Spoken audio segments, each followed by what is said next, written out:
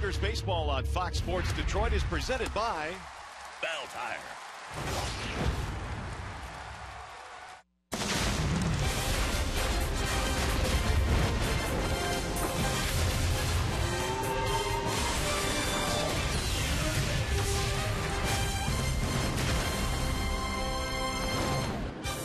Last night, the Tigers and Royals played to a packed house. It was the first home start for Johnny Cueto. He did not disappoint.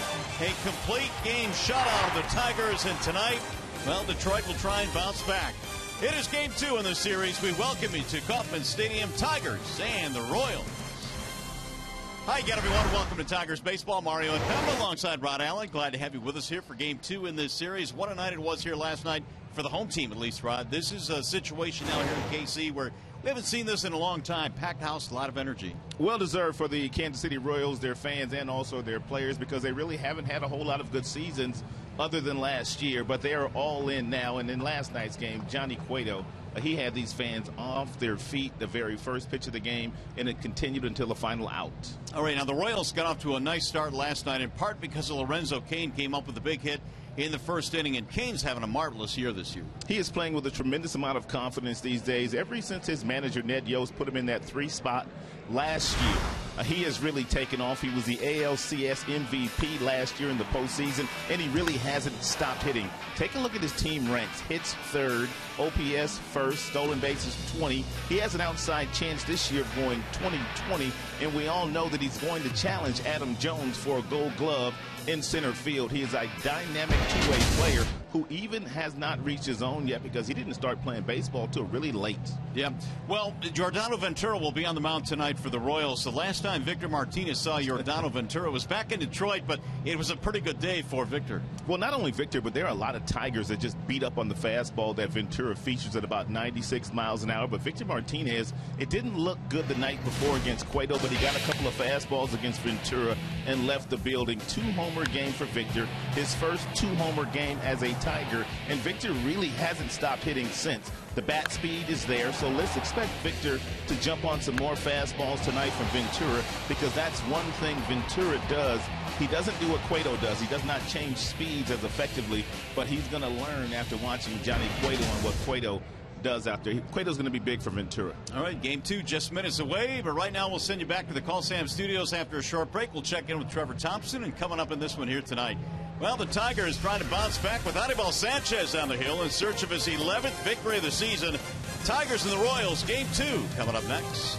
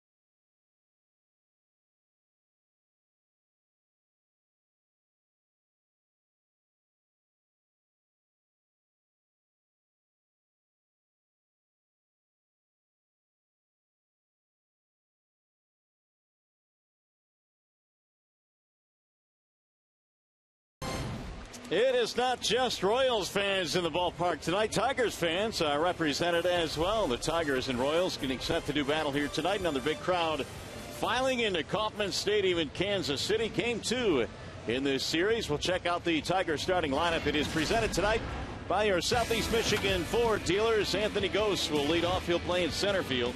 Jose Iglesias back in the lineup tonight at shortstop. Ian Kinsler at second base. Victor the DH. J.D. Martinez in right. Collins at left. And your bottom three is McCann, Marte, and Romine. They are facing the right-handed offerings of Yordano Ventura. Ventura has outstanding stuff. He's got a fastball with a nice, easy delivery that gets all the way up to 99 miles an hour. The average fastball about 96. He also has an above-average curveball and a plus changeup. The numbers really just don't add up with the overall stuff that Ventura features. Let's take a look at the Kansas City Royals starting defensive alignment behind Ventura this evening. It is presented by Tim Hortons. Orlando King Dyson in the outfield. Ben Zobrist, and they got him at the trade deadline from the Oakland Athletics. He is making his first start at second base since the trade over to Kansas City. Well, Cueto got the headlines last night, but Ben Zobrist equally important for this ball club. He had a good night at the plate last night. Very versatile performer. And Zobrist at second base in this one here tonight as Anthony Gose comes strolling into the batter's box. Gose, Iglesias, and Kinsler facing Ventura here in the first inning for the Tigers.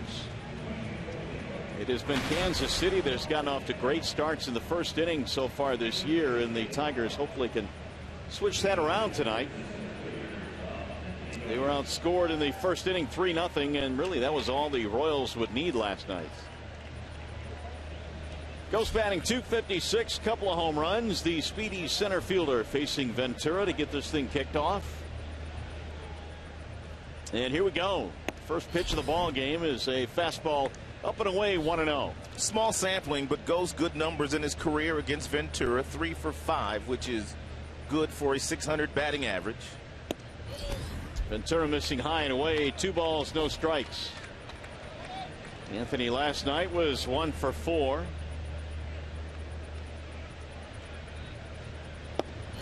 That's in there for a strike. 2-1. Ventura is 24 years of age. Brings home the 2-1 pitch. Swing and a miss. Real simple, easy delivery by Ventura, and then he uncorks a mid-90s fastball. Very simple delivery, but a lot of life on that heater. Fouled away. What a spectacular night again here tonight at Kauffman Stadium. 83 degrees our game time temperature. Another big crowd settling in for this one. Very little humidity as well. It is awfully pleasant here tonight. And that's low, and the count fills now 3-2.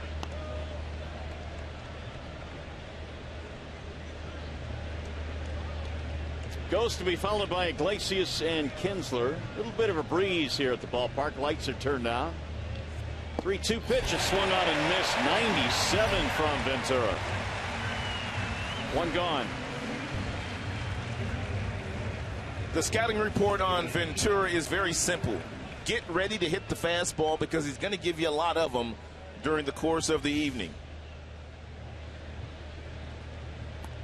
Well, here is Iglesias back in the lineup tonight for the Tigers after getting a night off last night. He's back at short and batting in the 2 spot. 305 batting average for Jose. And he bounces one to the right side. Short hop scoop by Hosmer. 2 gone.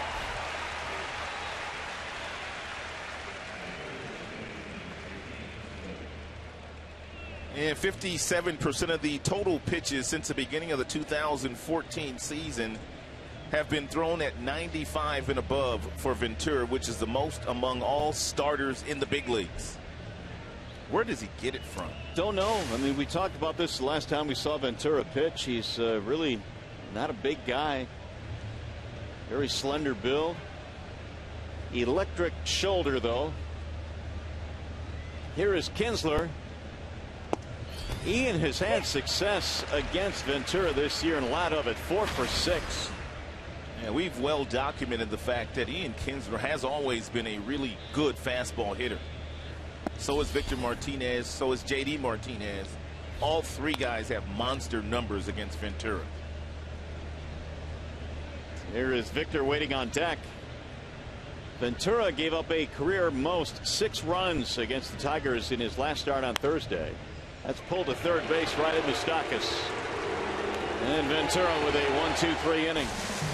Here come the Royals in the bottom of the first.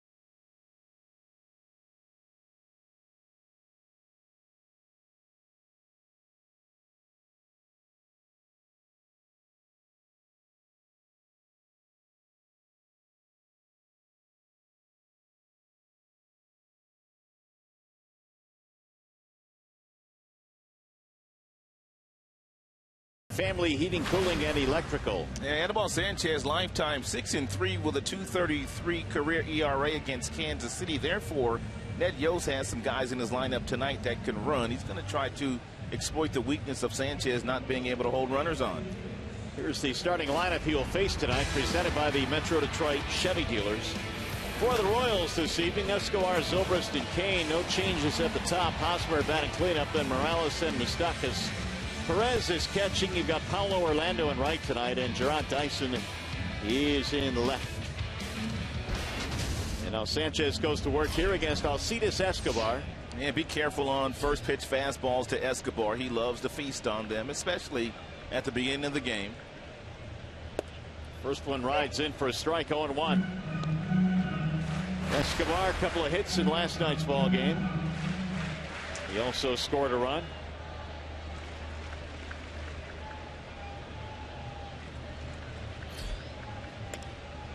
That is in the air toward left field. Very shallow. Collins coming in, and he makes the running catch. Let's take a look at the Tigers starting defense. It's presented by Beaumont Health. Right to left, you've got Martinez, Ghost, Collins. Third to first, Romine, Iglesias, Kinsler, Marte. James McCann had the night off, but he's back behind the plate here this evening. Here is Ben Zobrist. 3 hits and a walk in last night's ball game. Zobrist has hit safely in his last 3. And Sanchez fires low, 1-0.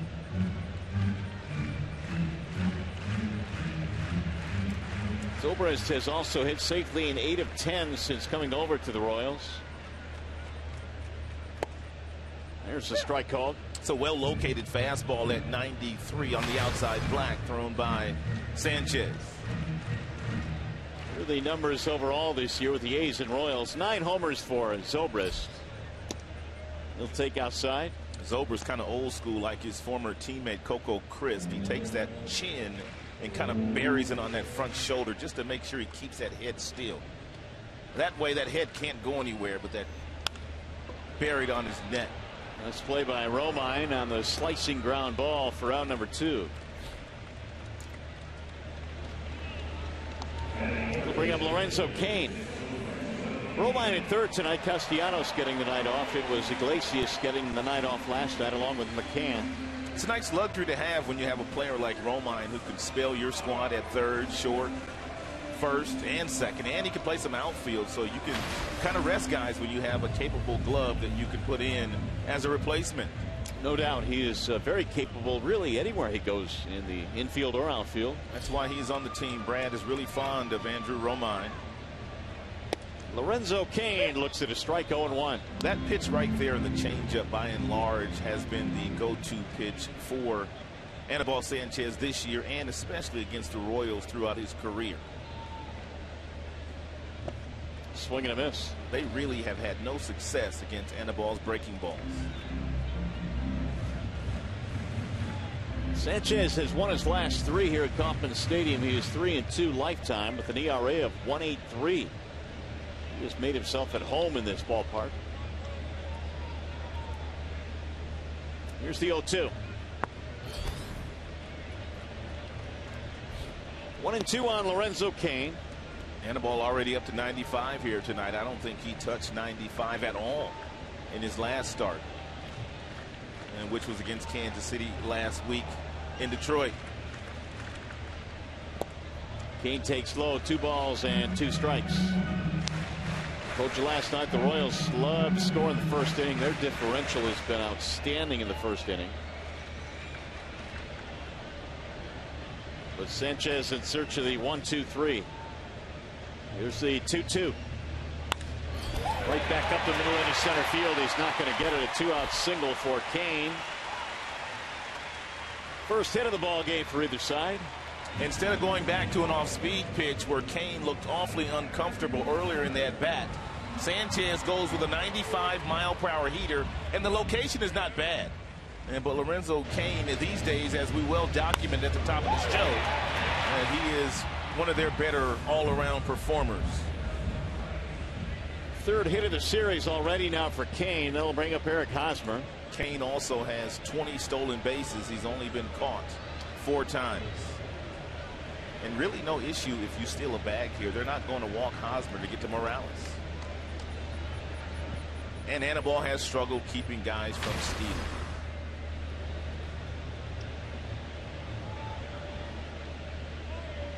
Bouncing ball to the first baseman, foul.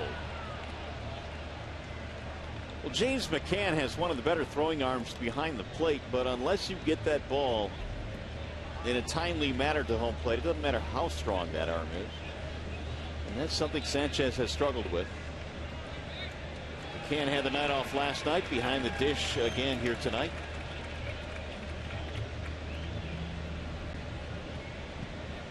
Oh, and 1 on Hosmer.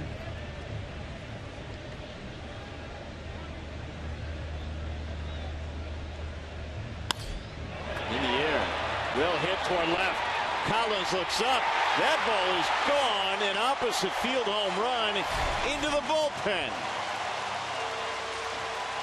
That is a 26th home run that Anibal Sanchez has given up this year, and another first inning run by the Kansas City Royals. 2 of them. Hosmer's 12th home run of the season. RBI's 63 and 64. Hosmer really coming into his own. Here's another fastball at 95 that he tries to overpower Hosmer with. Hosmer allows the ball to get deep. He barely takes it, basically, takes it out of McCann's glove for an opposite field homer. 2-out, 2-run shot. Morales drills one to left center field.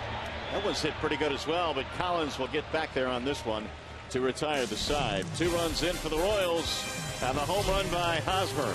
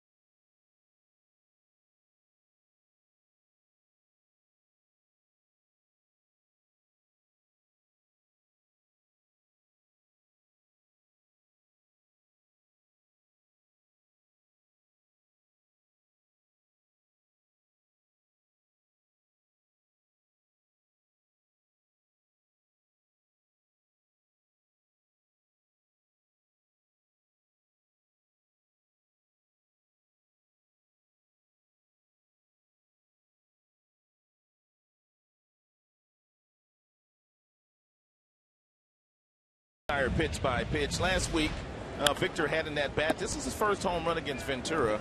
Ventura tried to overpower Victor with fastball after fastball, overthrowing every last one of them. Victor finally caught up to one. He got it up in the wind, which was blowing out to right field, and Victor homered and later homered again against Ventura. Well, it'll be Martinez to lead it off against Ventura here in the second. Victor, then JD, and then Tyler Collins. Royals lead 2-0 on the home run by Eric Hosmer.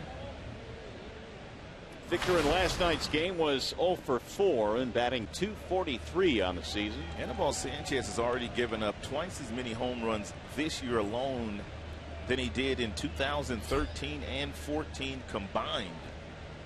It's just been one of those kind of years, really. Popped him up. Left side of the infield for Escobar. I was going to ask you, what is the reason behind that, but you probably don't have one. No, I don't have a reason for it. Obviously, most of the stuff that he's been throwing this year has been up in the strike zone, unlike years in the past. But it's kind of hard to explain a guy doubling his home run total from the previous 2 years. Here's JD Martinez. 1 for 3 last night for JD, batting .289. And Ventura missing 1-0. And JD Martinez, pretty good career numbers against the Kansas City Royals since putting on the Tigers uniform. And pretty much good numbers against everybody. Well, Martinez has rounded into one of the fine players in this game. He one-handed a ball off the wall in right field last night in his first at bat.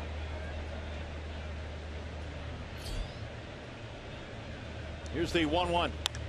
Grounded foul. 30 home runs for JD Martinez, on pace to hit better than 40 and knock in better than 100 runs this year. He's already at a career high in homers.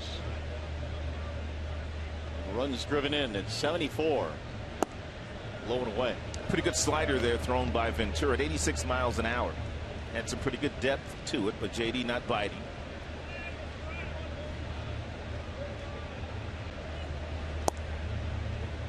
Ventura draws a lot of comparisons to Pedro Martinez. Of course, Pedro Martinez, one of the best pitchers of all time.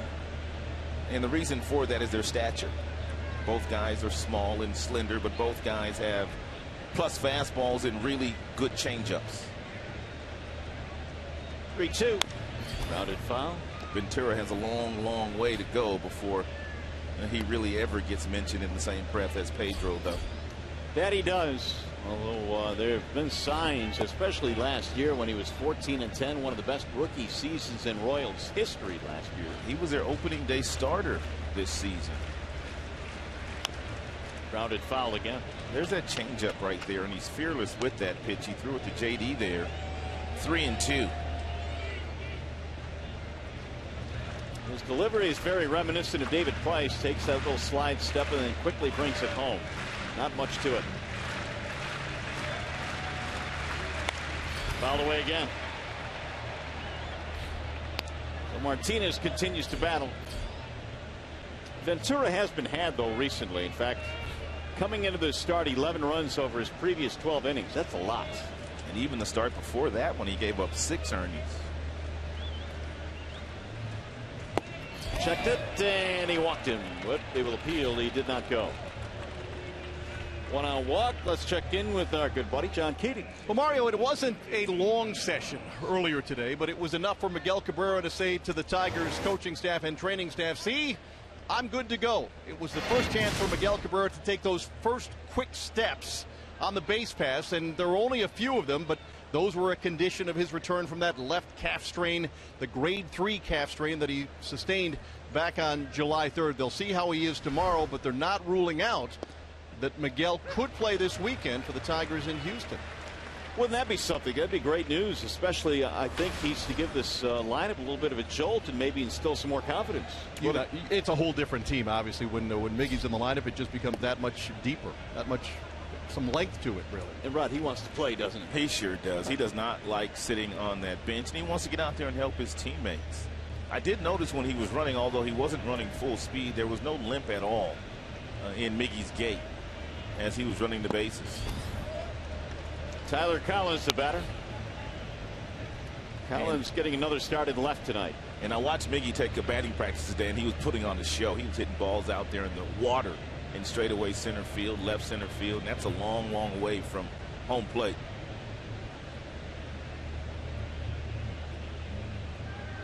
Collins backs out of there. Ventura now has gone to 3 balls and 1 strike. Well, if you're Collins, you should get a really good fastball to hit here, and you know it's going to be in the mid-90s, 95, 96. Anything else, just let it go.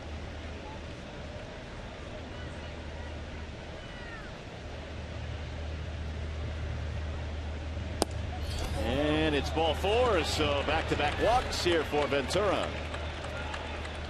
Tigers now have the tying runs on. James McCann will step in. Ned Yost, there's his record in his 6th season as the skipper of the Royals. Got him to the World Series last year within 1 game of winning it. He and the general manager, Dayton Moore, have had a really nice relationship, which basically started back when Ned Yost was on Bobby Conx's staff in Atlanta. And Dayton Moore, the current general manager here, was working as their farm director. Dayton Moore has had a really nice 12 months with some of his acquisitions. Team getting to the World Series last year. He learned everything he knows from John Sherholtz. McCann looks at a strike 0-1. Well, he did some fine work at the trading deadline this year in acquiring Cueto. We saw that act last night, and boy, what a game Cueto had. And of course, the Zobrist acquisition. Morales at the beginning of the year. Deep team. Bought that one off 0-2. That's a 97-mile-per-hour fastball thrown by Ventura that wasn't straight. That ball had some nice tailing action that ran in on the hands of James McCann.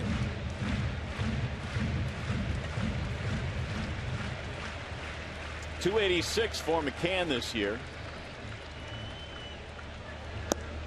Didn't chase 1-2. One thing that Ned Yost does have tonight is a rested bullpen after what Johnny Cueto was able to do for his team and throwing a complete game shutout. Kind of like what David Price did for the Tigers. You know, you can empty that bullpen the day before they pitch because you know they're going to give you 8-9 innings, and then the next day your bullpen's fresh. Soft line drive towards second on a hop, knocked down, and it gets away from Zobrist. And we'll have 3 runners aboard for the Tigers. Zobrist couldn't handle it. And Zobrist's first chance as a Kansas City Royal at second base is going to go in as in the air.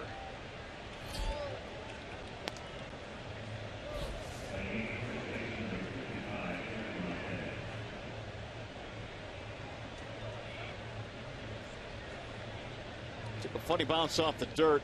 You know what it looked like to me? It looked like to me with the runner on first base there that Zobrist kind of got caught in between trying to get a double play there on a ball that's really not a double play ball. Looked like he may have been able to dive and catch it, but he wanted to catch it on one bounce because Collins had to stop and then go to second and go back to first. Well, here is Marte now with the bases loaded. Tigers have based it away from perhaps tying this one up.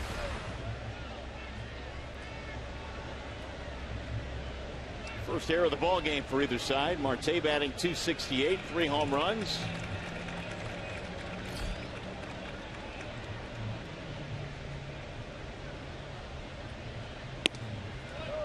Up and in, 1 ball, 1 strike.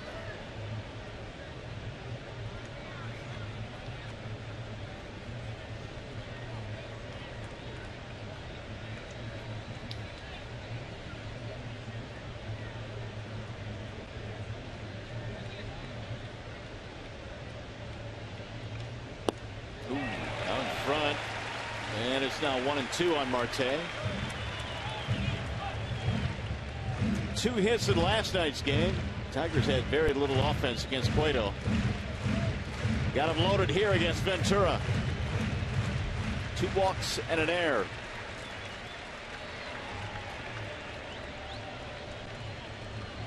Here's the 1-2. Got him, strike 3. Marte took it looking. He's not so sure that was a strike.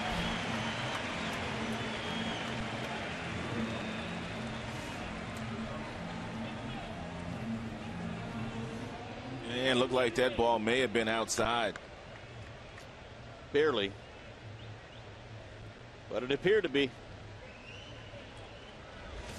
And so now here is Andrew Romine with 2 outs.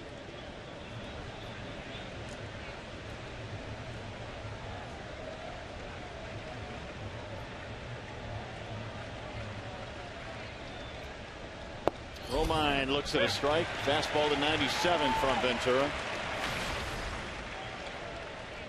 0 for 3 in last night's game. This is only his 3rd start here in the month of August.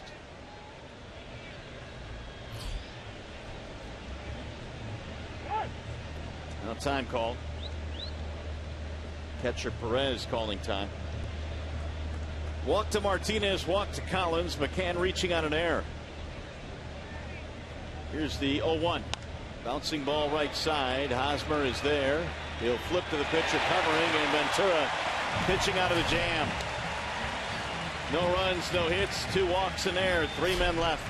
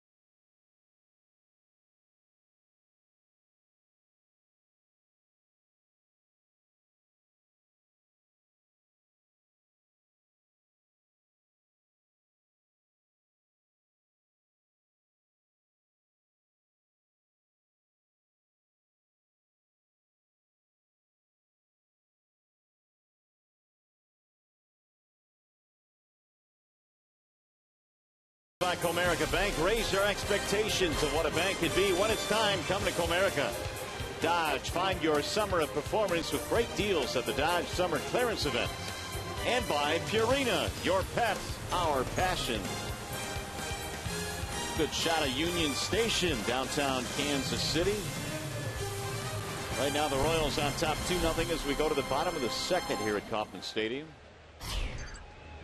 We will have Mike Moustakas to lead it off against Aníbal Sanchez. And Moustakas looks at ball 1. 6, 7, 8 for Ned Yost, Moustakas, Perez, and Paulo Orlando. Little number hit back toward the mound. Underhand toss for the out, 1 gone.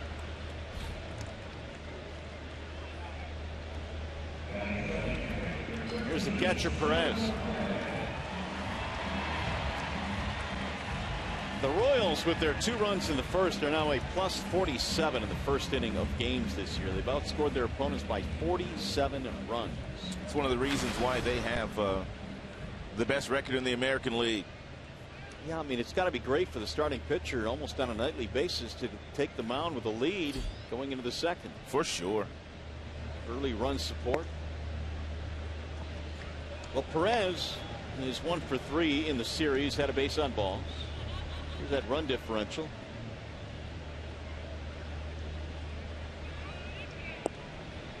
Strike on the outer edge.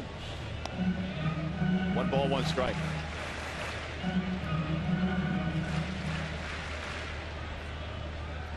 Perez has hit 16 home runs this year.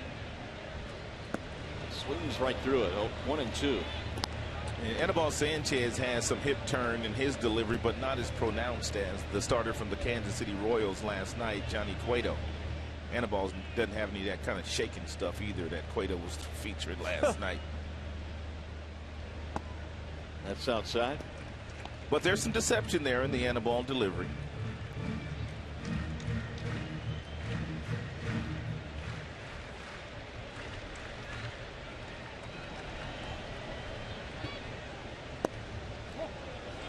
Fill the count now, 3-2 on Perez. Johnny Cueto was in command from the opening pitch last night. Can you imagine what this place is going to be like on Saturday night? No. Got out in front of that one and drills it foul. That's when Cueto will make his next start for the Kansas City Royals against the Los Angeles Angels. First pitcher to throw a complete game shutout in both leagues in a single season since Cliff Lee did it. That was back in the 09 campaign.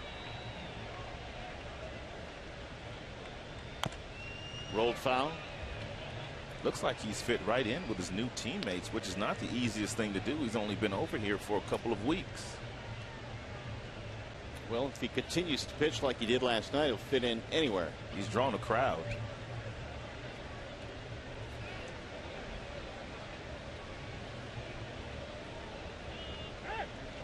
On time call, Perez steps out.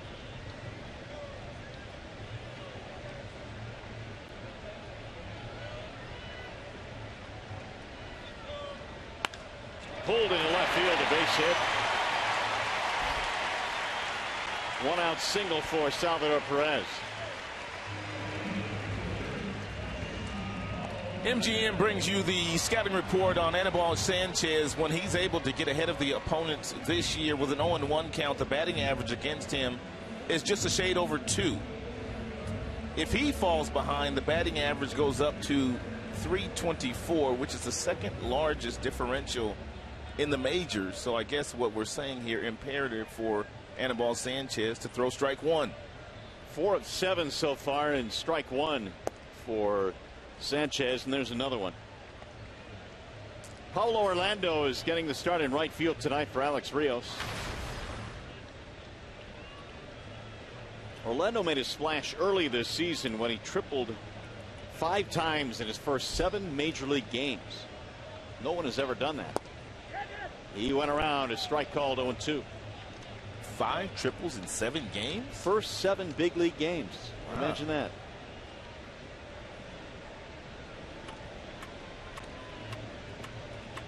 .237 average.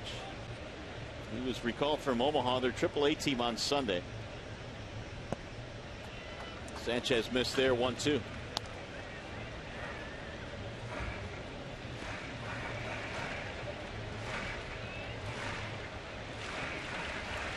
Sanchez 0-2 with a no decision since his 7-game winning streak, which he put together in June and July.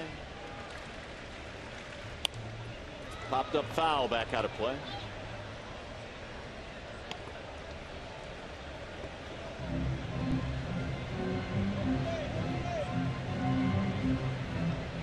Somewhat of a roller coaster ride for Sanchez this year. Started slowly, got into that good stretch in the middle of the summer, and his last several, he's given up quite a few runs. Here's the 1-2. Swing and a miss. Orlando is out of there. First strikeout of the ball game for Sanchez. Stay tuned to Tigers Live. Following the game, we'll select the Fox Sports Detroit Tigers Player of the Game, presented by McDonald's Steak and Egg Burritos.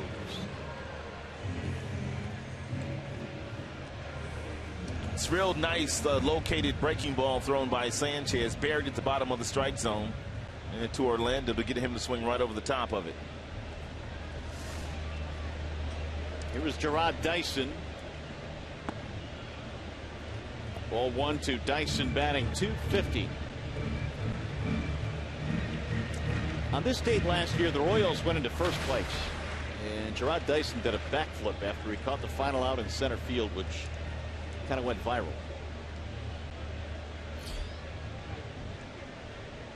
Here's the 1-0 pitch. Dyson, of course, known for his speed, getting the start in left field in this game tonight. And there are several guys on the Kansas City Royals team that do not have good numbers against Sanchez. Therefore, a couple of guys like Orlando and Dyson in the starting lineup today. They're hoping to maybe steal a few bases. Strike call, 2-1. Dyson has 1 home run this year, and that was an inside the park home run. Yeah, go figure. Which is not surprising at all. He hit against Chris Archer of the Rays. Rolled foul, 2-2. And for a guy that was not drafted very high, Dyson's made a really nice living so far with his legs. Also a pretty good defender in the outfield.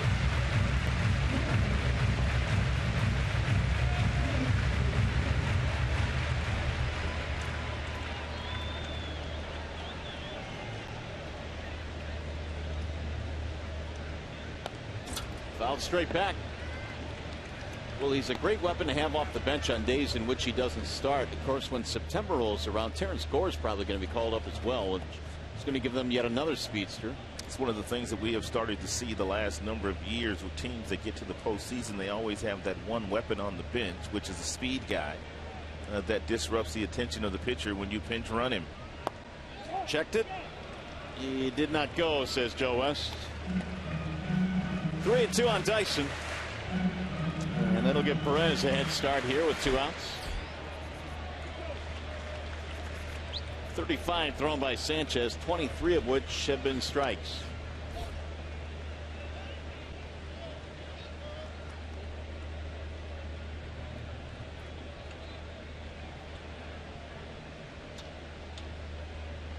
And the 3-2.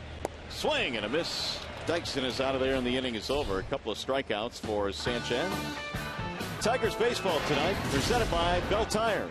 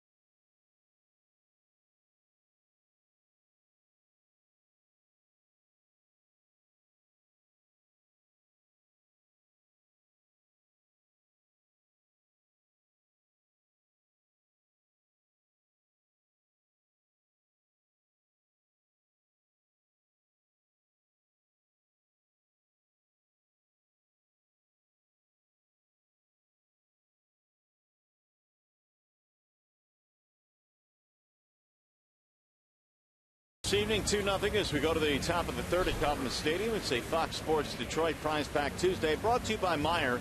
Enter at www.foxsportsdetroit.com to be eligible to win a fantastic prize pack any baseball fan would love. Another sparkling evening here in KC tonight. 83 degrees our game time temperature. Eric Hosmer hit a 2-run homer in the first, propelling the Royals to the early lead tonight. And Ventura goes back to the hill now, facing Ghosts Iglesias Kinsler. It was starting to look like Sanchez was going to get out of that first inning without giving up a run before the single on the 2-2 pitch by Kane and the home run, which Hosmer hit out to left. And he had Kane 0-2 with 2 outs. Ugh. Ended up singling, then the homer. So here is Anthony Ghosts, who struck out to start the game. Breaking ball stays high, 1-0. And mid-90s fastball, not that difficult for Ghost to slap right past the third baseman, Moustakas, who's drawn in. Off-speed pitch. It's one thing Anthony Ghost has gotten a lot of the second half of the season. And word has gotten out that he's a pretty good fastball hitter.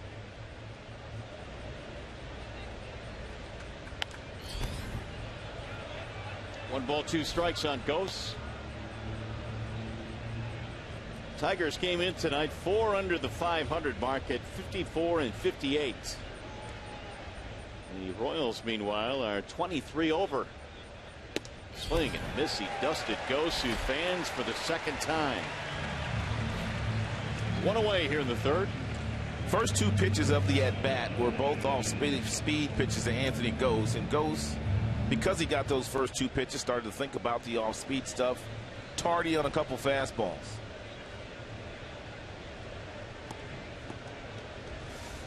Here's Iglesias. Hit one to the right side of the infield, but right at Hosmer at first base. Bender drops in for a strike. The Royals, by the way, are trying to go 24 over 500 for the first time since 1989. That's low. One ball, one strike. Kansas City Royals fans are all in after what Kansas City was able to do last year, getting all the way to the World Series. A lot of excitement here in the city. Well, it all started with that wild card win in which they were down to John Lester 7-3 or something like that, weren't they? And it was late too. They used their speed to get back into that game, and then they just never stopped winning until the final game of the World Series. They've had success here. American League champs in 80 in the George Brett days. World champs in 85. Bouncing ball to second, and that's routine for Zobrist. 2 outs.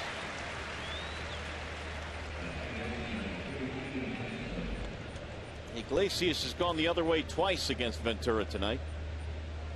And Tigers offense has gone stone cold last couple of nights. Johnny Cueto only gave up 4 hits to the Tigers in last night's game, and really none of those were hit extremely hard.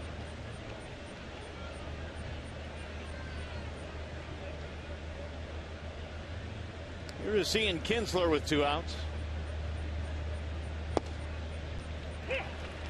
Kinsler bounced out to Moustakas his first time up. How about this quick pitch right here by Ventura? Cueto's already rubbed off on him.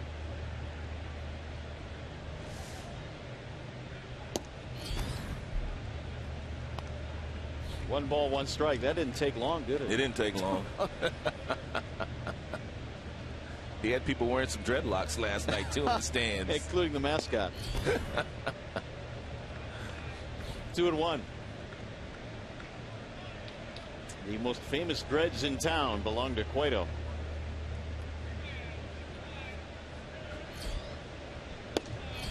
And that's inside. 3-1 now on Kinsler. Ventura snatches the ball back. He had 2 walks in the second. The Tigers loaded the bases with 1 out but failed to score. And there's ball 4. 2-out walk. We'll keep it going now for Victor Martinez. And Ventura's already walked 3 in the game here tonight. He walked 3 as well 5 days ago against the Tigers in Detroit. He only lasted 5 innings in that game. Victor saw only 1 pitch against Ventura his first time and popped it up.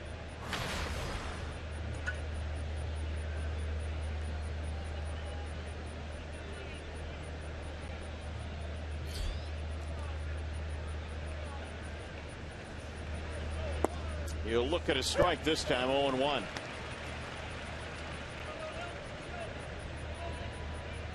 Victor came in batting just .220 against Royals pitching this year, but a couple of home runs, 8 RBIs. The 2 homers on Thursday, and that walk-off win for the Tigers.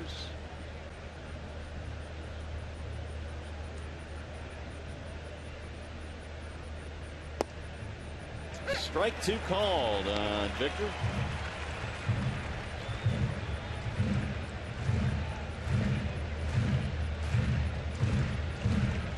Martinez at 243 coming in, 9 home runs this year.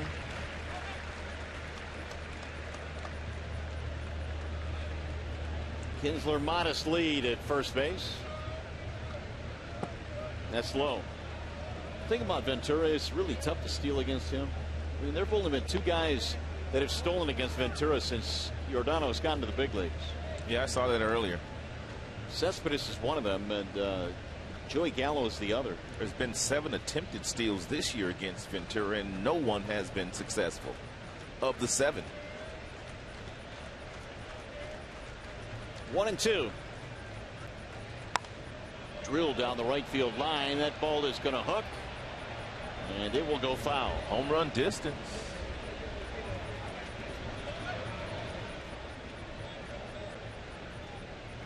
He almost hit his 3rd against Ventura this year. 1-2 on Martinez. They play him deeply at second base. Zobrist on the grass.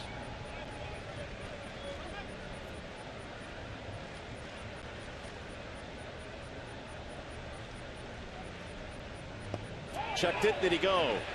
Yes, he went around. Martinez is out, and that will end the inning. No runs, a walk. 4 strikeouts now for Giordano Ventura.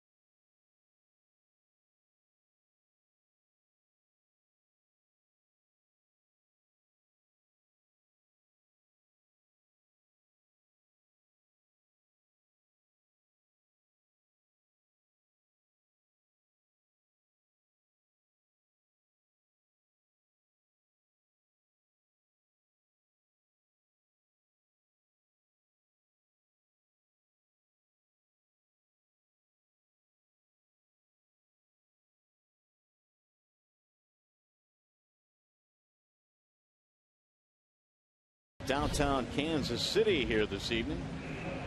By the way, it's time now for you to tweet your strongest fan photo. Use hashtag Detroit Data Strong Fan, and you just might see yourself in an upcoming broadcast brought to you by T-Mobile.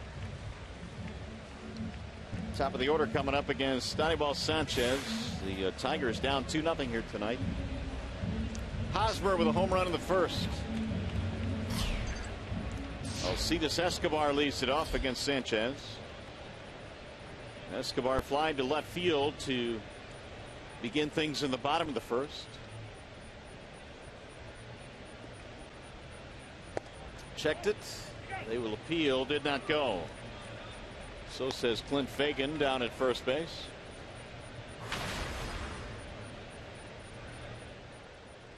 .277 this year for Escobar. He loves hitting at home. In fact, Escobar has hit safely in 19 of his last 20 here at the K.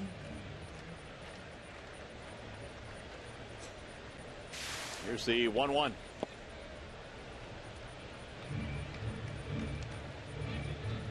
Royals lately have played some outstanding baseball here at Kauffman Stadium. They've won 15 of their last 18 games. Talking about protecting home court. No doubt. Here's the 1-2. 2 balls, 2 strikes. Royals top of the lineup did the job last night. Their first 5 hitters were 11 for 19. They knocked in all 4 runs that they scored. The 2-2. Bouncing ball to third. Romine has it there. And 1 gone. We'll bring up Ben Zobrist, and with more on Zobrist, we check in with John Keating. Well, Mario, it was early June. Zobrist was then playing for the Oakland A's. In a game against the Tigers, he drilled a late grand slam homer that was caught in right field by 8-year-old J.D. Schlipp, who was thrilled and then mortified by the catch. Of course, the story went viral. Zobrist ended up sending J.D. a bat. They got a chance to meet last week when the Royals were in Detroit. And Zobrist told me earlier today that J.D. gave him a card that just said, "Thanks for making this the best baseball summer ever." And Zobrist said it might be one of the cooler things that's happened to him in his baseball career. That is awesome. Thanks, Keats. And, you know, the look on that young man's face when he caught that ball, realizing this is cool. I got me a ball. Yeah. He said, wait a minute, the wrong team hit it. And he was just crushed. But it's fan interaction like that that really makes this game of baseball special. And Zobrist gave the kid a bat, and he signed on the bat. That may have been the hardest ball I've ever hit, and you caught it. Nice catch. And he made a friend for life. Zobrist went on that last check swing. That's what it's all about, though, and providing special moments for the young fans that come out to watch the players play. Here's the 2-1. Pulled on the ground to second and gobbled up there by Kinsler. A couple of ground ball outs. That'll bring up Lorenzo Cain, and it also brings us to the Bernstein advantage here tonight. The pitcher batter matchup, Sanchez and Cain. These are updated numbers. Lorenzo now just 5 for 24 against Sanchez. Anibal tried to sneak a 2-2 fastball by Cain at 95 miles an hour his last time up, and it was whistled right back up the middle. Now, he can get Cain out with breaking balls. Ball 1.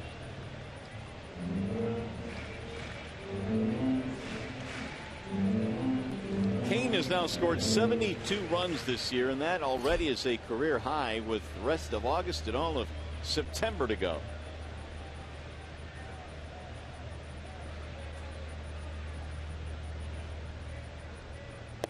Getting to 100 this year is a certain possibility for Cain, and that seems to be the magic number. And runs scored.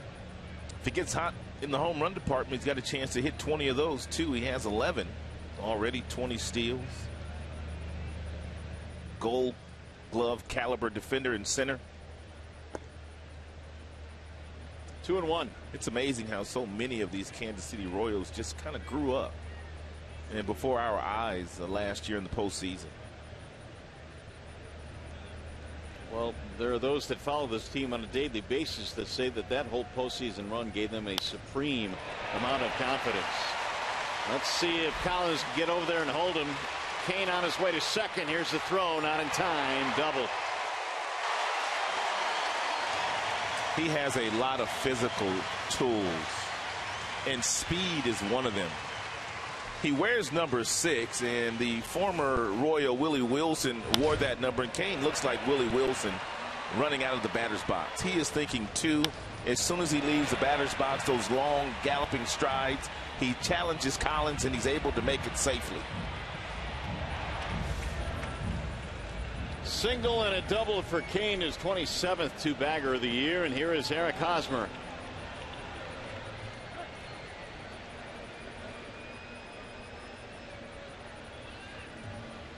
This has not been a good matchup for Sanchez this year. Hosmer is 5 for 10 against him with 2 doubles and a homer.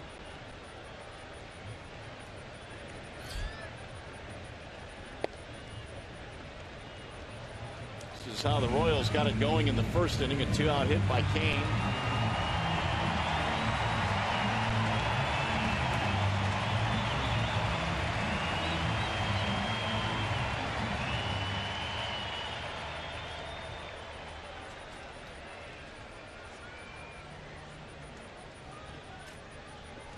Here's the 1-0. 1 ball, 1 strike on Hosmer.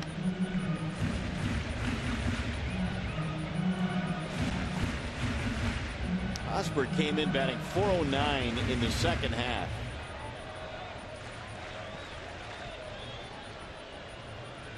Recently had a 14-game hitting streak.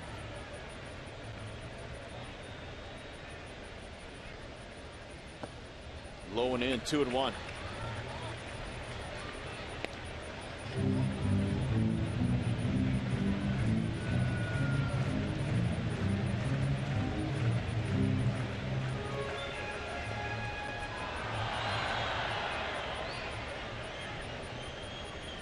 Kane, a 2-out double. Hosmer trying to cash him in. Inside, the count goes to 3 balls and 1 strike on Hosmer. Kendrys Morales waiting on deck.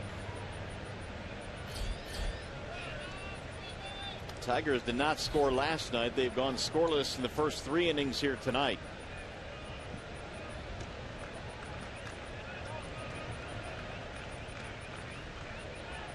Now Sanchez ready with the 3-1. Hosmer didn't like it. He took it for a strike. Off-speed pitch there, and now it's 3-2. Hosmer was looking for a fastball, which he should have been on the 3-1 offering from Sanchez, and once he saw a breaking ball come out of Anabal's hand, he simply spit on it. Watched it go by.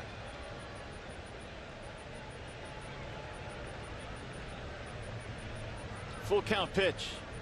Swing and a miss to strike him out, and that ends the threat.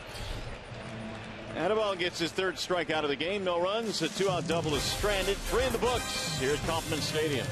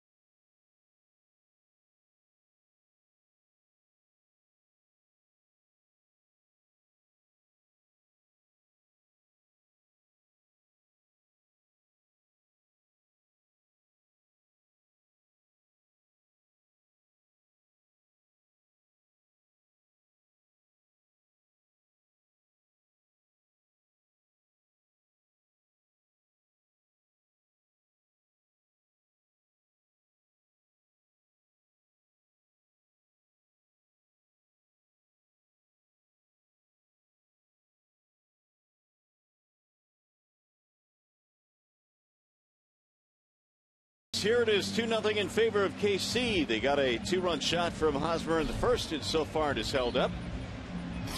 Meanwhile, the Tigers trying to get the offense going. And they will send J.D. Martinez to the dish to get things going.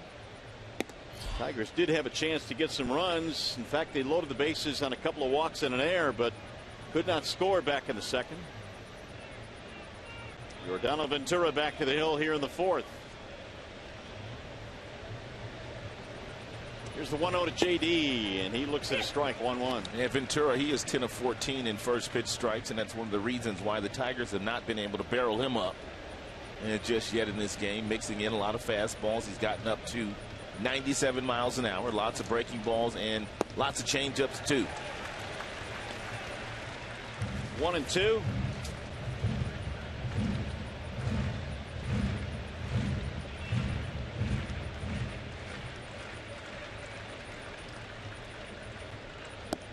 Checked it. He went. Strike three. JD is out. One gone. It's the same exact pitch that he was able to strike Victor Martinez out with in the third frame. Ventura looks a lot better here today than he looked the last time the Tigers saw him 5 days ago. When he gave up 6 runs in 5 innings. He has allowed 6 runs in 2 separate starts this year. Tyler Collins now with 1 out.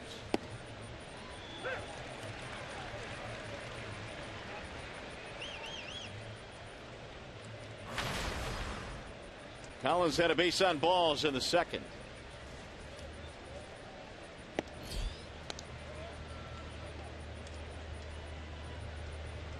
Second stint with the Tigers this year for Collins. The Cespedes deal opened up some playing time for Tyler. Drilled to center field. Ball hit well. Kane on the run. Not going to get it. He'll cut it off. Collins will be held to a single by Kane. Are you kidding me? How in the world did that happen?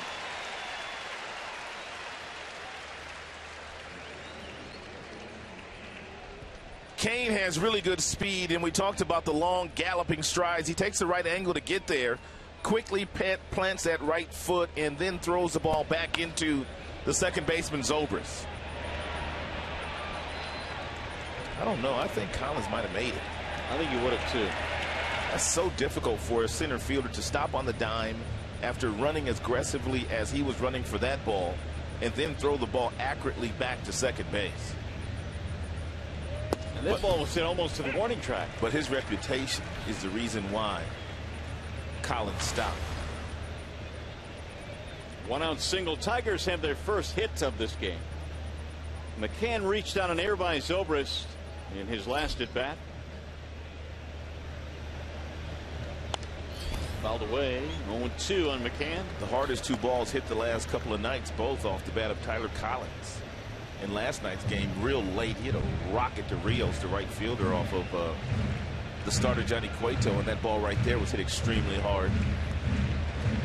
Collins has had some good at bats since coming up from AAA Toledo. This will be a big final month and a half for him. He's going to get a nice long look, and if he produces and plays well, and he'll at least go into spring training platooning with somebody. See Hosmer put the tag on Vizquel down there?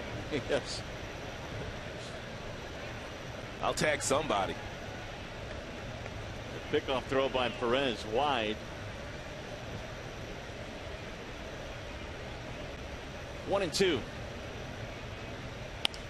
Bouncing ball to third base. Moustakas fires to second. There's one. Relay not in time. Collins a good hard slide. Hard-nosed play at second base. Collins plays the game with a chip on his shoulder. Every time there is a ground ball to the left side of the infield, beware second baseman. Look at Zobrist. He tried to use the bag to protect himself. Somehow Collins still chased him around that bag and was able to clip him. Good hard baseball right here. No chance for Zobrist to get anything on that throw. We'll keep the inning alive now for Jeffrey Marte. And Marte did not have much luck against the off-speed pitches of Ventura's first time up. Drills that one toward left center field. Ball is hit hard, and that one is up against the wall. Here comes the run into third. They're going to send him home. Escobar's throw to the plate. The tag. He's out.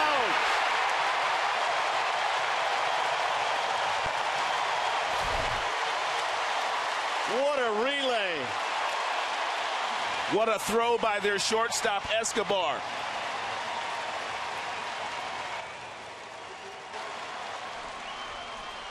The Tigers get 2 hits in the inning. But McCann cut down to the plate.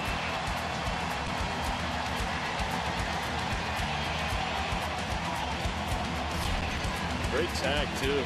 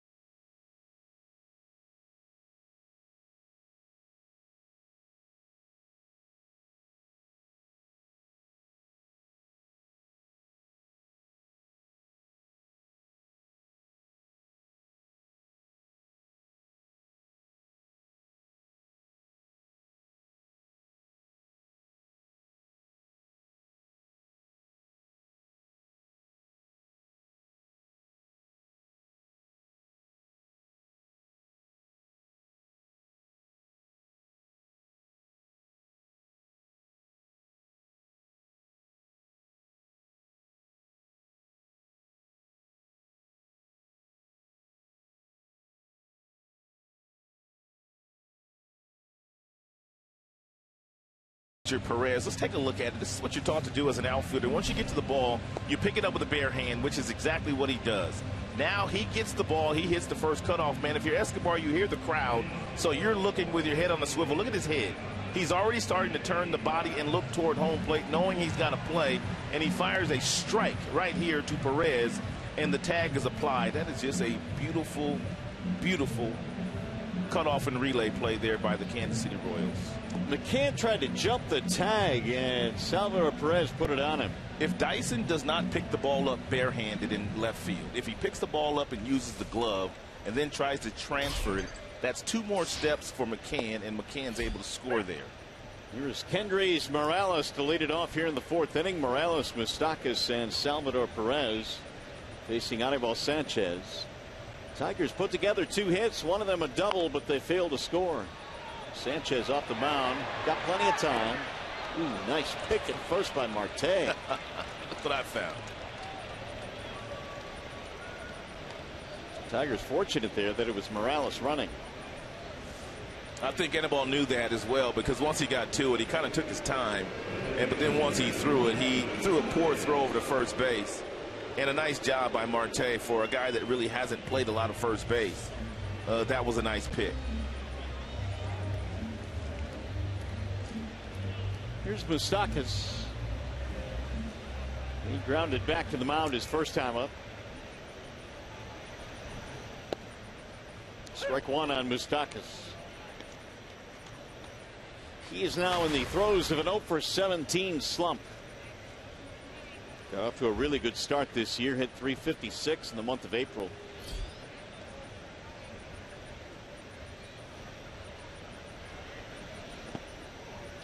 One and one.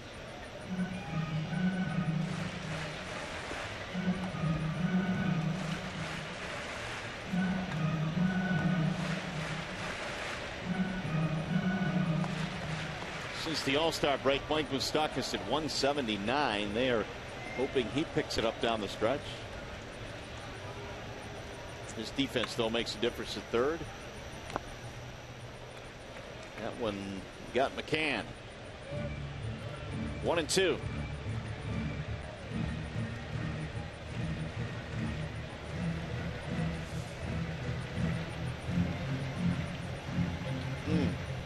Back foot. Instep, yep.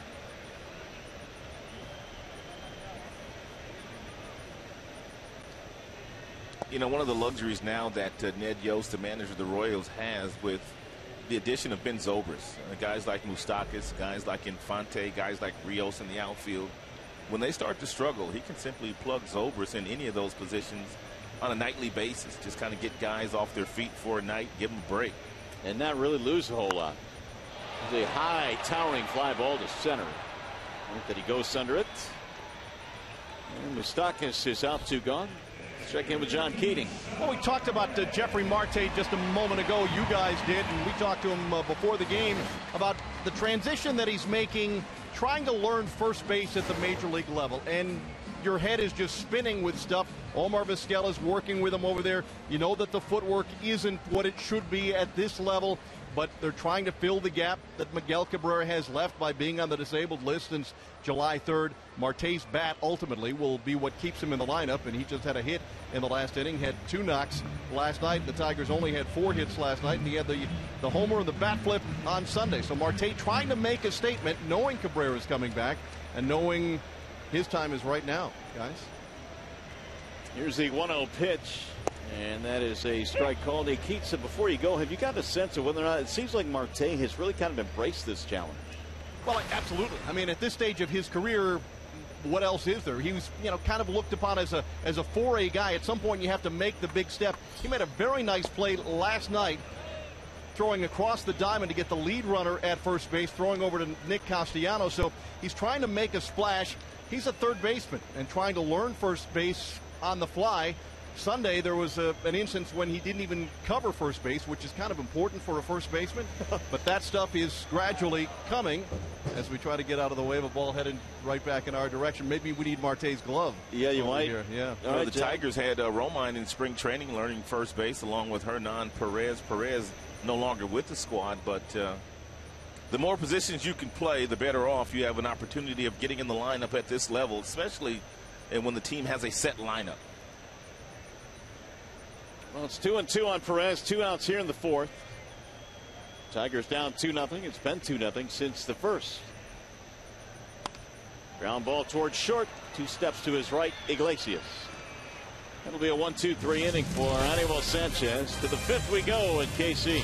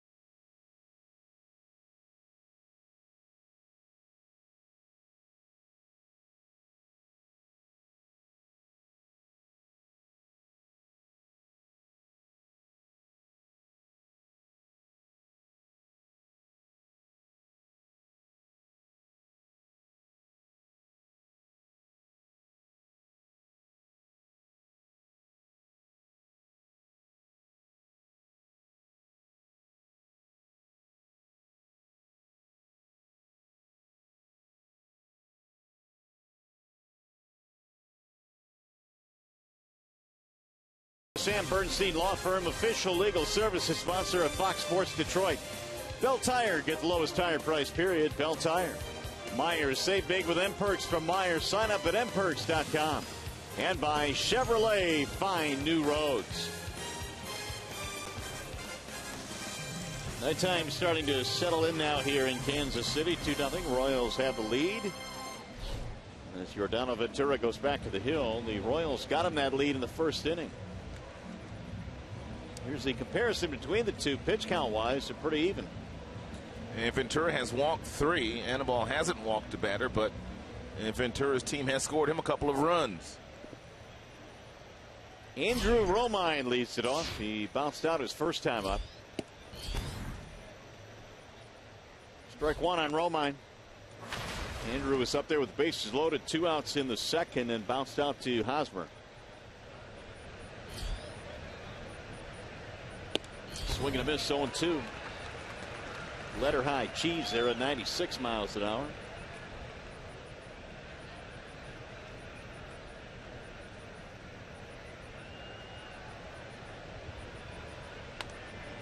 Rolled foul. 0-2 the count stays on Romine.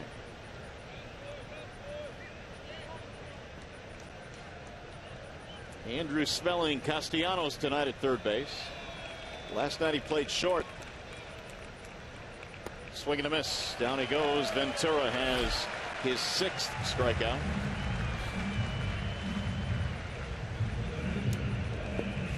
He uses that mid-90s fastball to get ahead of a lot of these Tigers. Then he simply throws a changeup up there in a plus breaking ball he's been featuring all night long.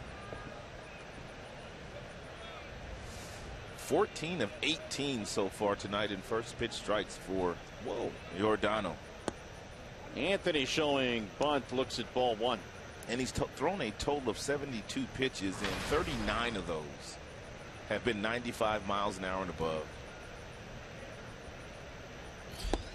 Look, this guy's got some really good stuff when he's on. Well, he was on last year, to be sure. That great rookie season he had, an ERA a little bit over 3. This year it's been a rough road. 1-2 the count. Throws you a changeup at 88 on the next pitch. He dials it up to 98, throwing the ball out of the same window with the same arm speed.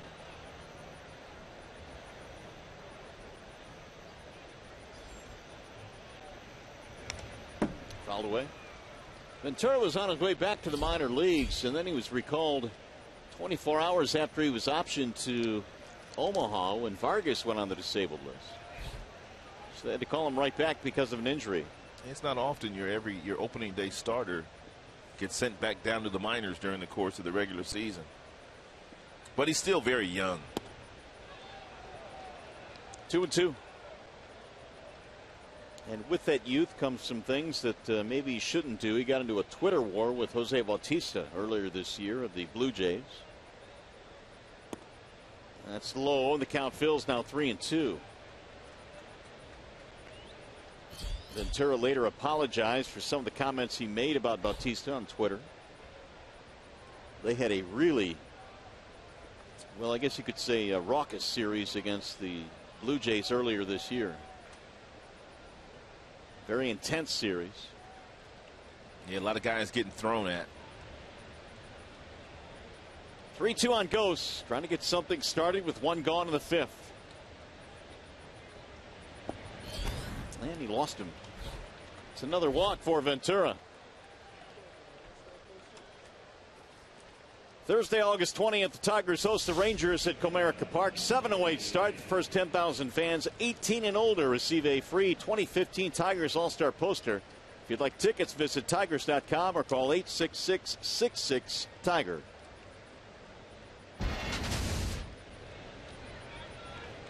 So here's Iglesias now, 1 on 1 out. This certainly has not been a stress-free start for Ventura, even though he's kept the Tigers off the board. Strike one on Iglesias. A couple of ground balls for Jose. Anthony Gose already knows that if he's going to entertain the thought of trying to steal a base, he's got to get a great jump against Ventura, which is nearly impossible to do. He is about 1 second getting the ball from his hand into the glove of the catcher, Perez. And then you add in the fact that Perez has an outstanding throwing arm. It's not really all that wise to try to steal.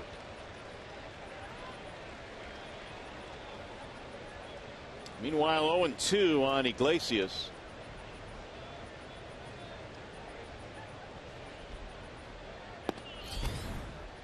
Two balls, two strikes. I will say this about Ghost, though. He is getting a very aggressive secondary lead. Yeah, and he had those feet pattering on that dirt like he was entertaining the thought of trying to steal a bag. Outside, snap throw back.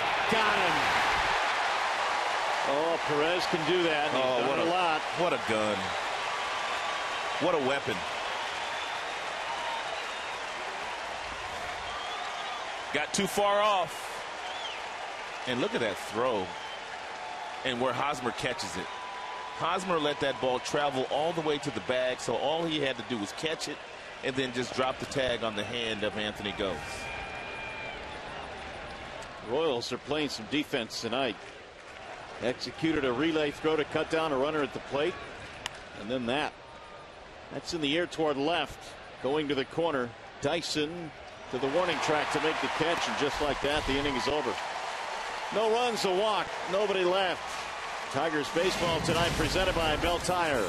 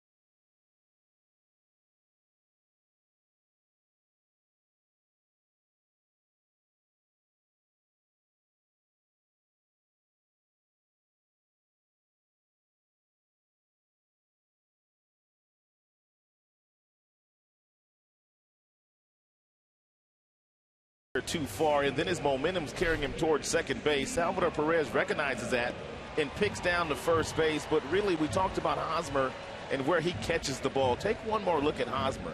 He could have just simply reached out and caught it, but he let that ball travel right to there. And then all you have to do now as a first baseman is just drop the glove on the hand of that base runner. And that's one of the reasons why Hosmer has won 2 Gold Gloves. Well, Perez has just picked off his 3rd of the season. That was his 16th career pick. But man, oh man, I think he already holds the Kansas City Royals record in pickoffs. He's only been in the big leagues, what, 3 years? Yeah.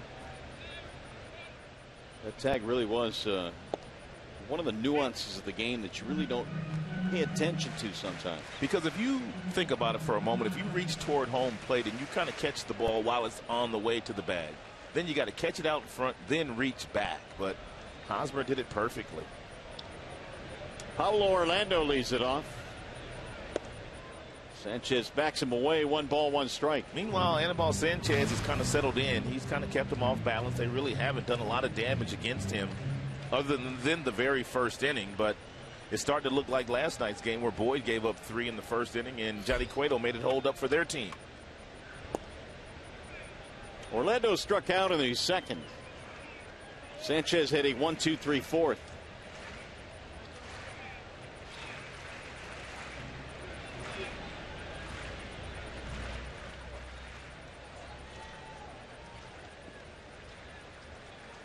Here's the 2-1 pitch. And it's low. 3 balls, 1 strike on Orlando. A native of Sao Paulo, Brazil. Paulo Orlando is the 3rd native Brazilian to play in the big leagues. Yan Gomes, Andre Rienzo, the other 2.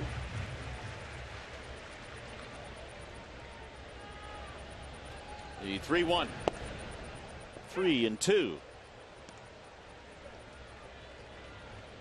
It's Orlando, Dyson, and Escobar, 8, 9, and 1 in the lineup for Ned Yost.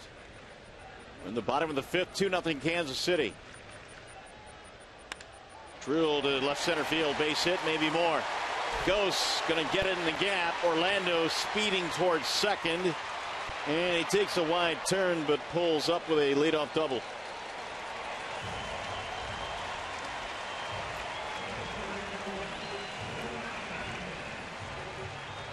Here's our high-speed pitch, and it is brought to you by Xfinity. Anibal Sanchez has had some life on his fastball tonight. He's gotten all the way up to 95. He's done that several times this evening. In that reading of 75, that was on a really slow changeup that he was able to strike Eric Hosmer out with the last time Eric was up. And more than likely, Dyson is up there bunting. He's going to try to get Orlando over to third base, and with just 1 out.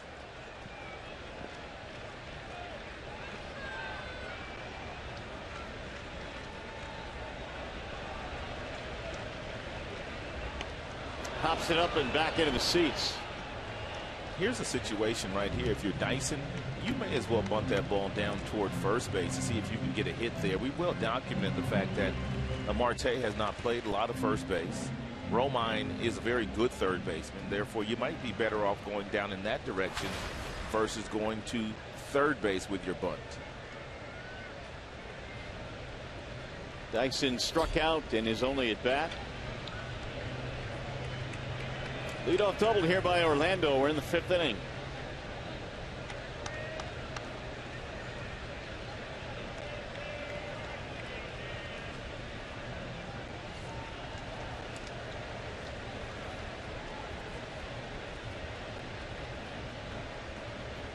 Here's the 0-1. And again, he fouls it back at the screen. 0-2. It's kind of surprising because Dyson is an exceptional bunter. 4 sacrifices this year for Dyson. Makes you wonder whether Ned Yost will make him do it again. We've seen it every now and then where the manager, whether he's just upset or really feels this guy can lay it down, but he'll give him that bunt with 2 strikes. Right.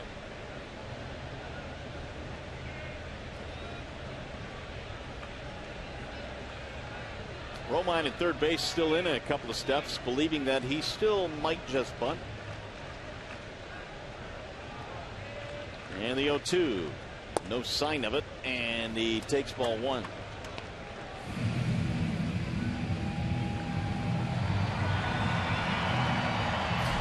shutout by inning for Sanchez. 75 thrown. Anibal has given up a homer and 2 doubles in this game tonight.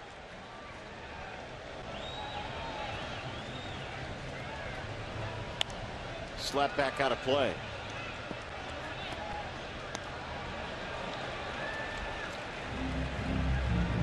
Dyson in the wild card game last year came on a pinch run in the 9th inning. He stole a base, then eventually scored the tying run. He had a huge hand in that game, just simply by swiping a bag. What's Dyson say? That's what speed do. That's his saying. It wins games. He took another one, this time low. 2 balls, 2 strikes on Gerard Dyson.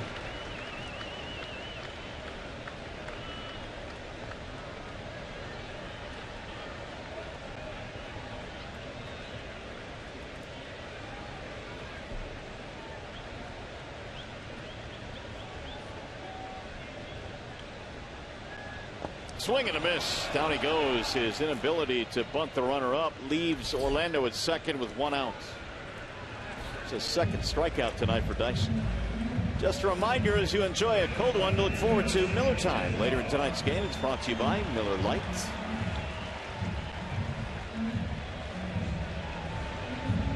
And that will be the 4th strikeout of the ball game now for Anibal Sanchez.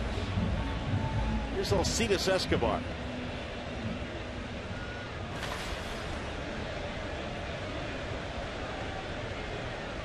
No hits tonight for Escobar. Fly ball and a ground out.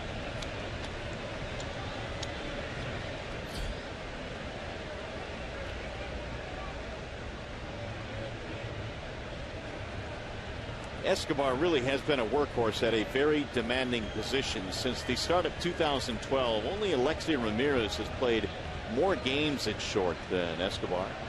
Last year he played all 162, didn't he? He did. Day in, day out, he was in the lineup. Strike 1 from Sanchez. Escobar last year, playing in all 162, became the first shortstop to play all games since Jimmy Rollins did it back in 2007.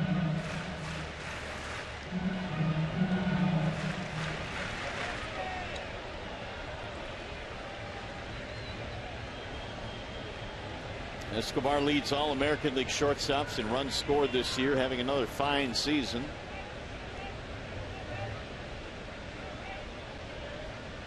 Here's the 0-1. He went around. 0-2 on Alcides Escobar.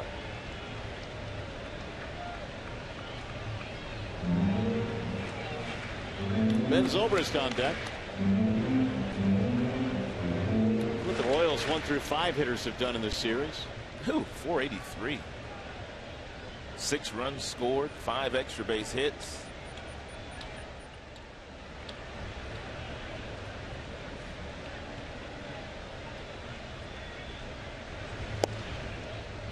One ball, 2 strikes. Royals this year came in with one of the better averages with runners in scoring position. In fact, they came into the series 281, which is the best in the majors.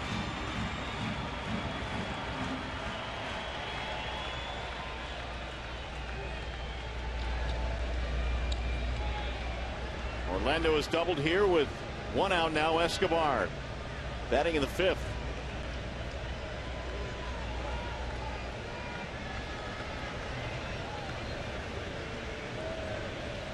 And now McCann heading out to the mound. Sanchez called him out there. You know, across the country, there were a lot of people that were really frustrated at the fact that the Kansas City Royals were leading in the All-Star voting in a lot of different positions. But having had a chance to look at them the last 10 days or so, you know what?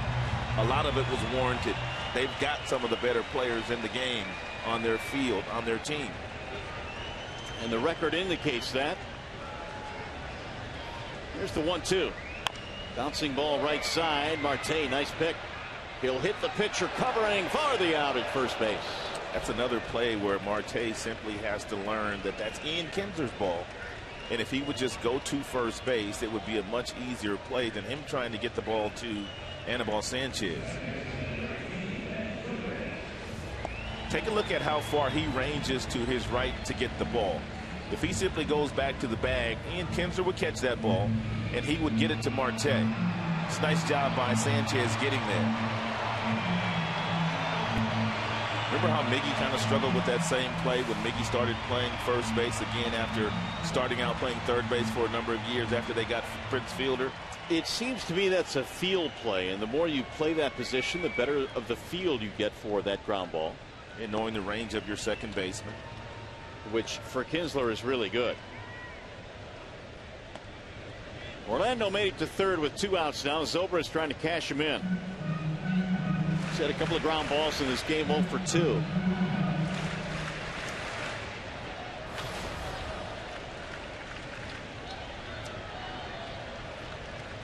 Zobrist has 41 RBIs.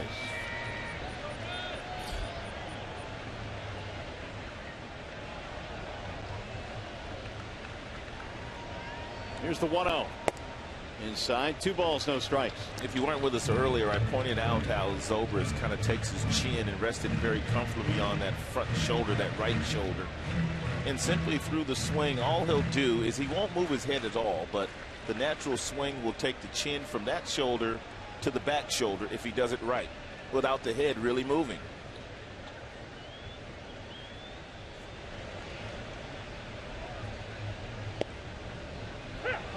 Two and one. Zobrist has always been a good on-base percentage guy, and he is again this year. 361 on-base percentage.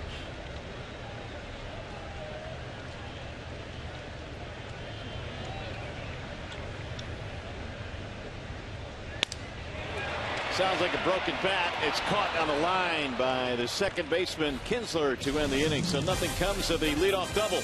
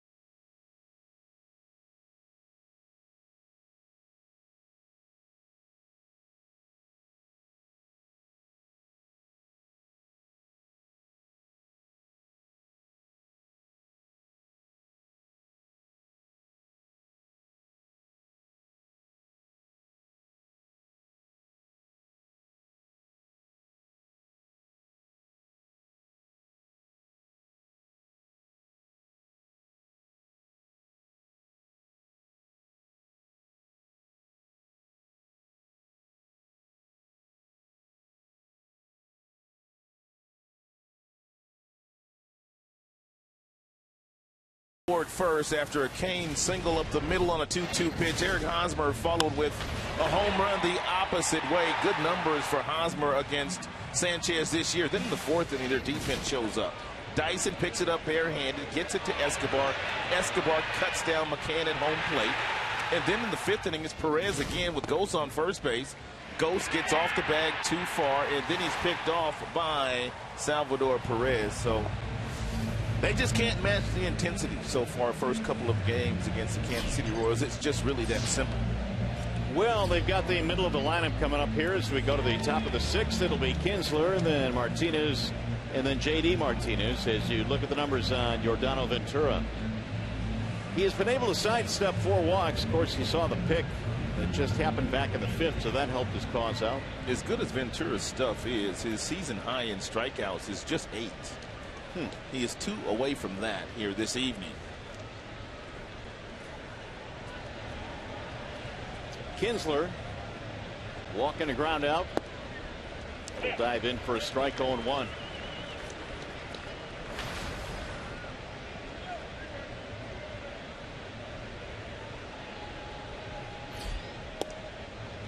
Another strike on the inside part of the plate. Kinsler looks down at the ground and protests. 0-2. We told you earlier that Ian Kinsler, Victor Martinez, J.D. Martinez, they've all really had good success against Ventura and his fastball. Today, Ventura has thrown all three of those guys a lot of breaking balls, and he's been very successful. Ian disposed of one, gone.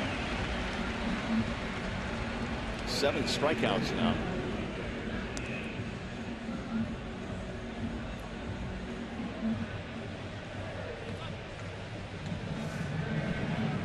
Two breaking balls and a fastball. The final breaking ball finishes off Kinsler. Buried it nicely. So here is Victor Martinez, 0 for 2. Strike 1.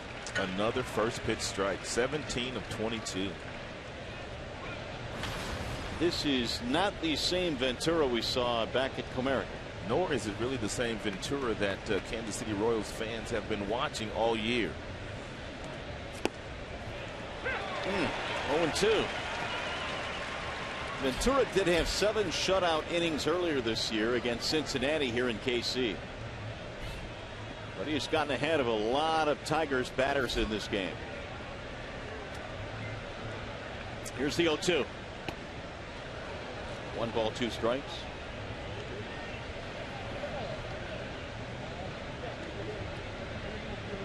Ball came up, bit Martinez. Look how big Perez is, though. Victor's a big man. Victor's huge. But Perez, man, it's a monster. 6'5", 260 for Perez, I believe. Quick pitch, and he missed it outside. He just does not look as good as Johnny Cueto doing it, though. No, nor is the execution quite there as well.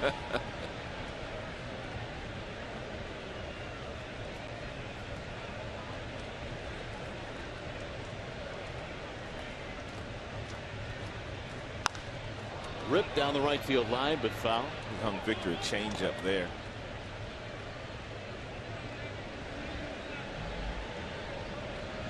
Speaking of Cueto last night, he had 86 strikes. 86 of his 116 were strikes last night. Really? 86. Of 116? Of 116. He's all smiles tonight. That'll get through Perez, and the count fills down 3-2.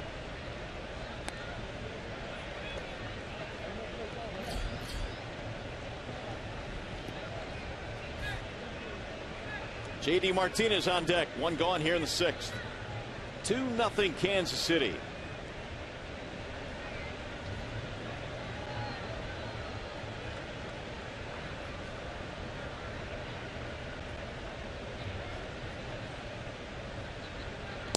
And he lost him. It's another walk for Ventura. 1 out, base on balls. That is 5 walks tonight. MLB on Fox Sports 1 returns this week with a doubleheader full of playoff implications. The Angels battle the Royals in a playoff rematch, followed by the Nationals taking on the Giants in a pivotal game.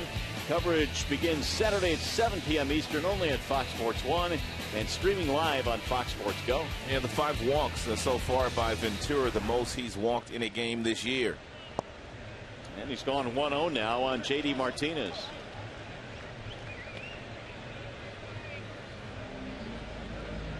J.D. had one of those walks back in the 2nd. He had a 9-pitch at bat, and he finally drew the base on ball.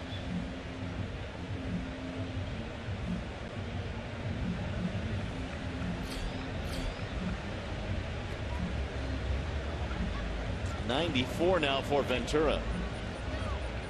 That was a pretty one-sided conversation there.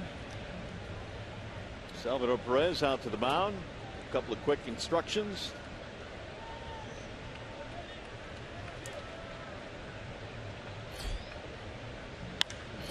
Pulled foul, third base side. 1 ball, 1 strike.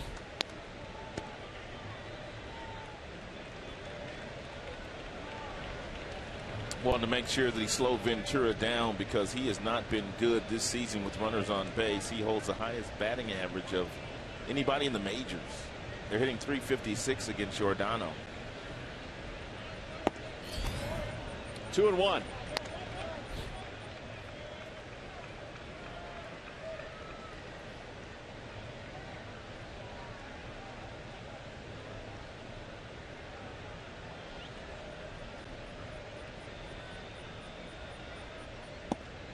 Swing and a miss there. 2 balls, 2 strikes.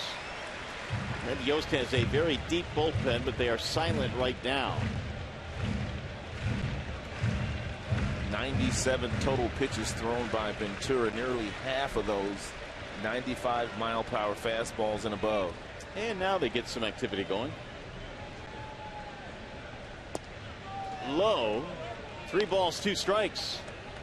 Should Ventura struggle down the stretch, Ned Yost has got some insurance policies in his bullpen. Chris Medlin, after a couple of Tommy John surgeries. Chris Young also now down in their bullpen. 3-2. He lost it. Ball 4 now. Back-to-back walks, and the Tigers have something going here in the 6th. 6 walks has got Ned Yost a little bit antsy. It's kind of disturbing, though, to have 6 walks and not have one of them touch home plate. No doubt. Tigers stranded 2 of those walks as you look at Luke Hochevar warming up. That was back in the 2nd. They've got a couple of walks here in the 6th.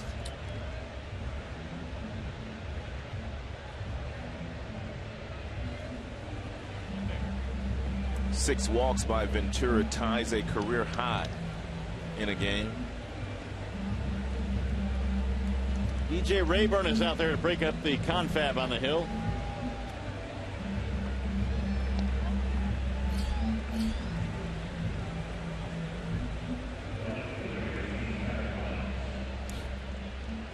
So Ventura now will face Tyler Collins. Walks to Victor and JD Martinez. And last time up, Collins hit the ball very sharply in the left center field, and Kane was able to keep him at a single instead of a double.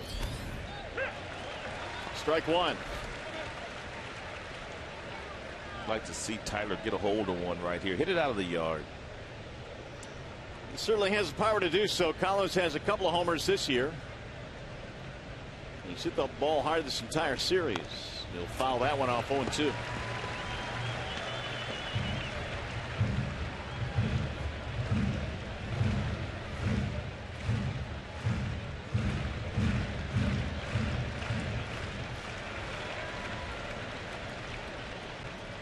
Now Ventura ready with the 0-2 pitch.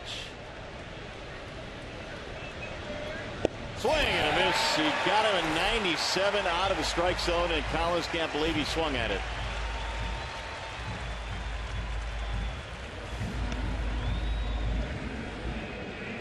Boy, did he help him out.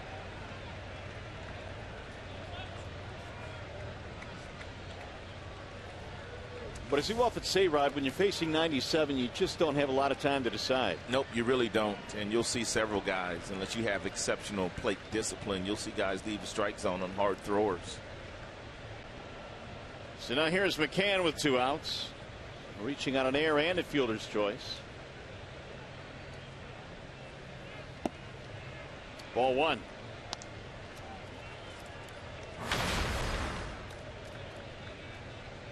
Tigers have been limited tonight to 2 hits, and they both came in the 4th. A single by Collins, a double by Marte, but they had a runner thrown down at the plate.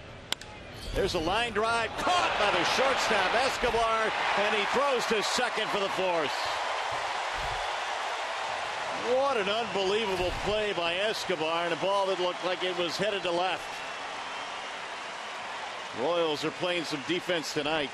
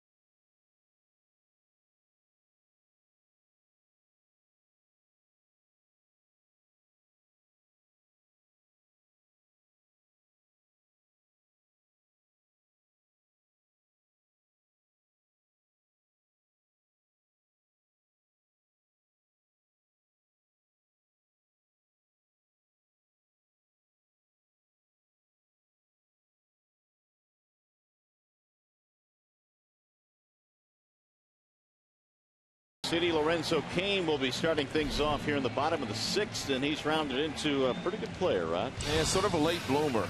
Last year at the end of the season, Ned Yost put Lorenzo Cain in that 3 spot, and Lorenzo Cain has really rewarded his manager. He showed up in the postseason. He was the MVP in the American League Championship Series, and this year he has been an all-star and one of their better two-way players. Lorenzo Cain just one of a couple really good players on the Royals team. Well, that last inning stung, man. You get a couple of walks, you get McCann to hit the ball right on the nose, and they turn in a really good defensive play. They've made 3 good defensive plays in the game already.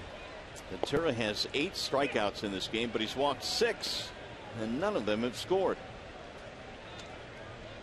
Cain, Hosmer, Morales, 3-4-5, facing Sanchez in the 6th.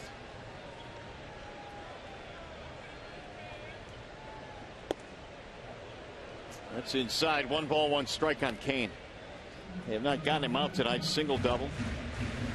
And now 4 hits in the series. 2 of them 2 baggers. Here's the 1-1. Cain certainly had a really good postseason last year, but he also made a couple of diving catches in the playoffs that really elevated his game as well. Sanchez working quickly, the 2-1. 3-1 on Lorenzo Cain.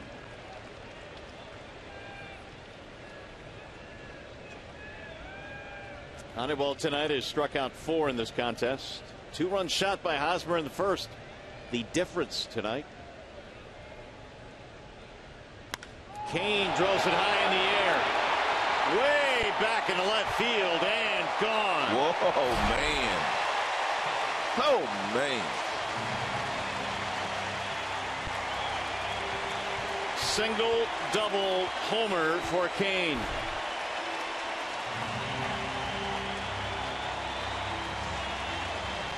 You see how far he hit that ball? I sure did, man. Halfway up them stairs out in left center field.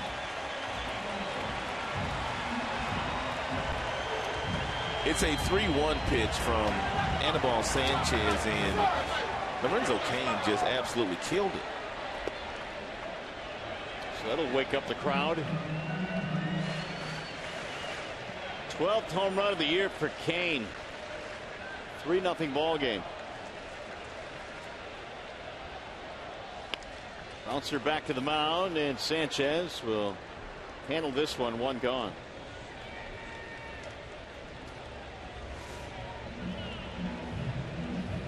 It's a slider.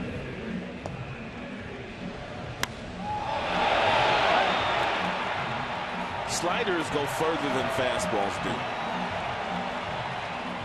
I'm convinced of that. I mean, guy could be throwing 95, 96, and you get a hold of one, you can hit out of the ballpark, but those balls don't go nearly as far as sliders and curveballs. Do you think it's because you can generate more backspin on those things? Yeah, probably, and the spin on the baseball when it hits your bat might have something to do with, too, the trajectory when that ball does take off your bat. That one went 414 feet. Kendrys Morales, the batter.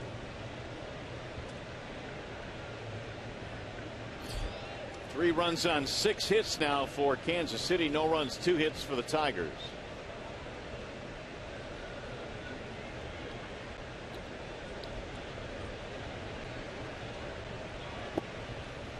It'll miss outside, and the count now on Morales is 2-0. Fly out, ground out for Kendrys. His 81 RBI is good for 3rd in the American League behind Donaldson and Chris Davis.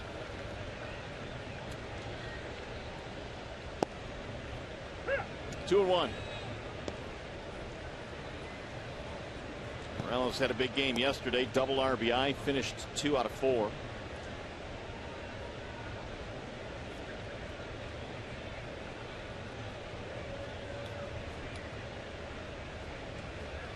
Here's the 2-1. 3-1 on Kendrys Morales.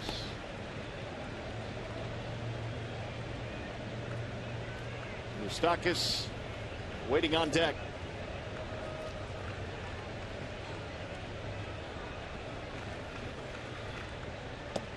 And he lost him, ball 4. Time for a game break now. We check in with Mickey York.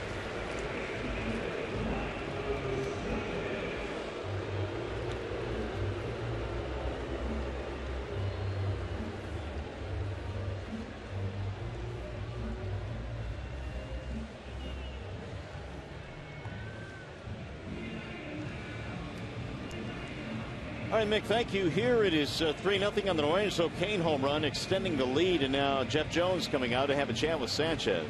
And Trace Thompson is the brother of Klay Thompson, sharpshooter for the Golden State Warriors, who won an NBA championship last year. Well, this year. This year, yeah. I was reading something on Trace, and he said that it was finally nice. He said he got a lot of calls and text messages after he got his first major league hit, and they weren't to say anything about his brother. They were messages to congratulate him. A little sibling rivalry there. Neftali Feliz warming up for the Tigers. Their dad, Michael Thompson, also played in the NBA for the Lakers for a long time, back when it was Showtime. Really good player. Here is Moustakas. Ground out, fly out. Ball 1 to Mike Moustakas. Sanchez had kept the Royals off the board from that first inning on until the home run here by Cain in the 6th.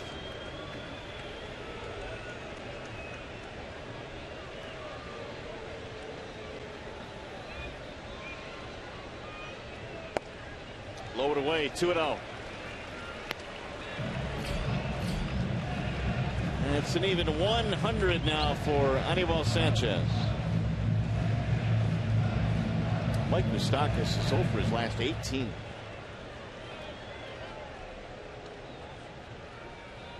Sanchez is falling behind 2-0. 3-0 on Moustakas.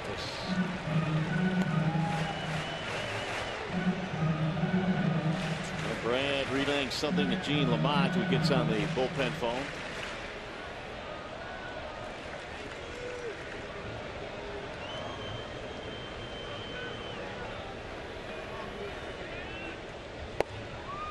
Strike called, 3-1.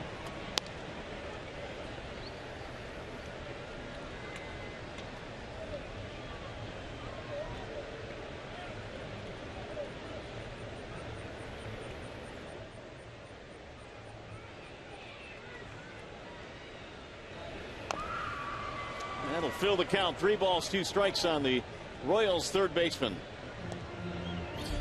Salvador Perez waiting on deck for KC. Really up and down this lineup. They don't have the one or two big boppers in the middle of their lineup, but they do have guys up and down that have gone double digits in homers. In a lot of ways, it is much more difficult to pitch to a lineup like that. It's a good baseball team. It's a great point. It's a great observation. I mean, you got a 7-hole hitter in Perez waiting on deck with 16 homers. Moustakas will step out. This baseball team wasn't built overnight. I think you and I saw this coming a couple of years ago. Well, it came to fruition late last year. The runner going and a swing and a high drive. Deep into right center field. That ball is way back. And that ball is gone.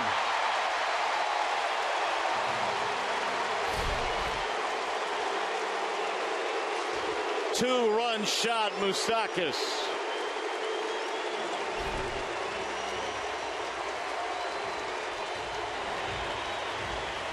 Third home run of the night given up by Anibal Sanchez. He just can't keep the ball in the ballpark these days. It's just astounding how many home runs he's given up this year based on his past history. That's going to be it for Sanchez. What'd you say Moustakas was? 0 for his last 18? Well, not anymore. Wall side windows pitching change. We'll be back.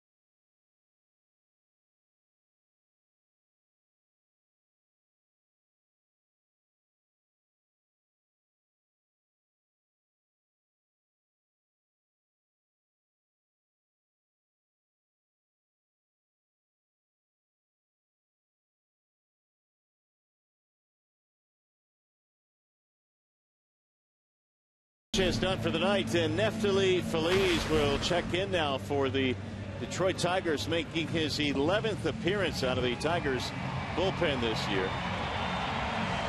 And just like that, the Royals have added 2 more homers here in the 6th. They lead 5-0. Sanchez goes 5 1/3, allows a total of 5 runs. He threw 104 pitches tonight.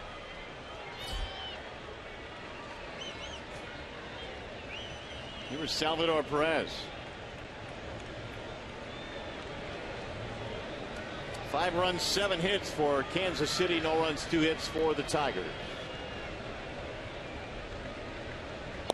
First one from Feliz is high. 1 ball, no strikes.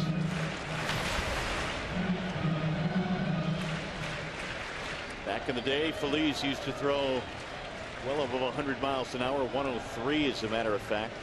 Then had Tommy John surgery. Swing and a miss. 1 ball, 1 strike. Remember how dominant he was with Texas coming out of their pen? Yeah, it was game over. And when he came out of that bullpen for Texas, they had some nice years under their manager at the time was Ron Washington.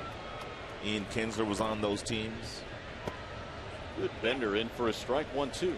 And 3 consecutive off-speed pitches to Salvador Perez.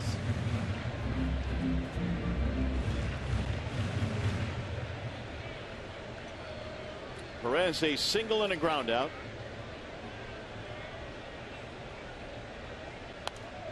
Fouled away.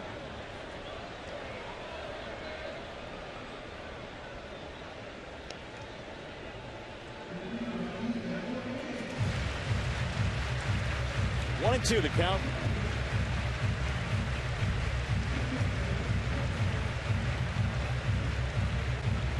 The 3 home runs allowed tonight by Sanchez gives him 28 for the season, far and away the league lead, or the team lead, I should say. That's probably league lead too. Yeah, probably.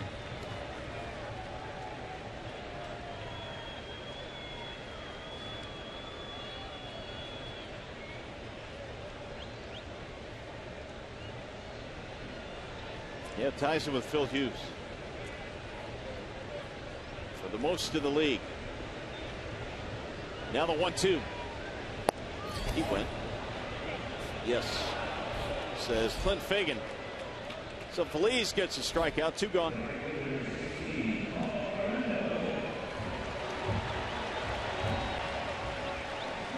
Well, we were correct with the 3 that Anibal Sanchez gave up here this evening. Ties him now with Phil Hughes of the Minnesota Twins.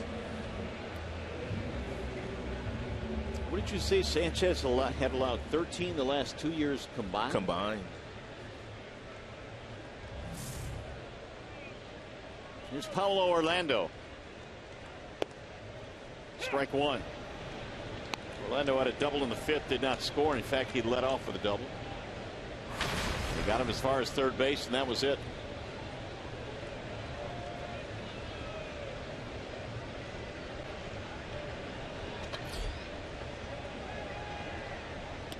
Way outside, 1 ball, 1 strike. And Ned Yost was anticipating that Anibal Sanchez was going to dominate his team the way that he always has. Very few guys have good numbers against Sanchez in his everyday lineup. He put some speedsters in there, but they didn't need the guys to run because they hit the ball out of the ballpark tonight.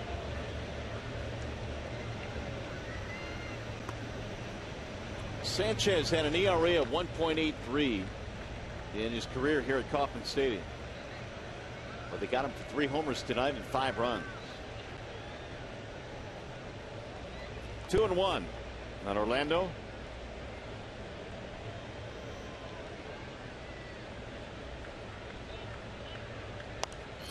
That'll get back out of play. 2 balls, 2 strikes on the Royals right fielder. Franklin Morales, the left-hander, tuning up for KC. They had Hochevar previously.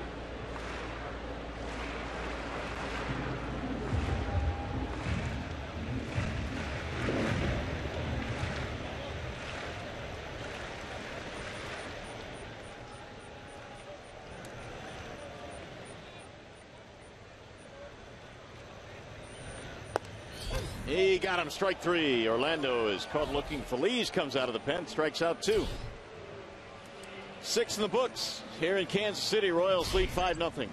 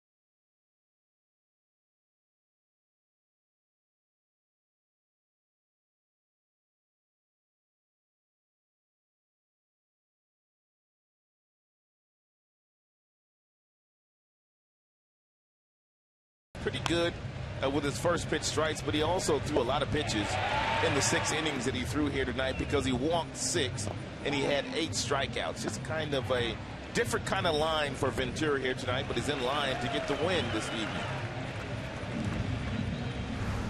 So Ventura on Thursday against the Tigers gave up 8 hits, 6 runs, a much different story. Even though he did walk 6 in this game tonight, none of them scored. The 6 walks, a career high for Ventura. The 8 strikeouts he had here tonight equals a season high. So the Royals go to the pen. Wall set windows pitching change, and Franklin Morales is on. And Morales has a fastball that will get up to 93 miles an hour. He also has a curveball, and the league is hitting just 188 against the Morales curveball. It'll also cut the fastball. So 3 different fastballs: the cutter, the sinker, and the 2-seamer, and then the curveball. Well, Marte leads it off, then Romine, and then Ghosts as we go to the top of the 7th. First one is way inside. 1 ball, no strikes. And yet another hard thrower out of that Kansas City Royals bullpen.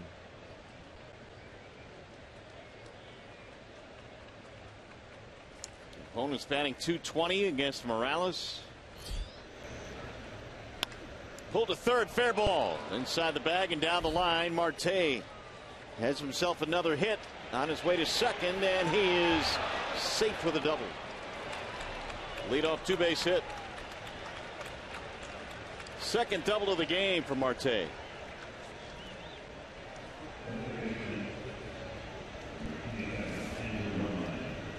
It's a fastball in the inner third that's turned on by Marte, ripped right past Moustakas, the third baseman. And Dyson got over there in a hurry, and he forced Marte into sliding at second base. Turned it into a pretty close play.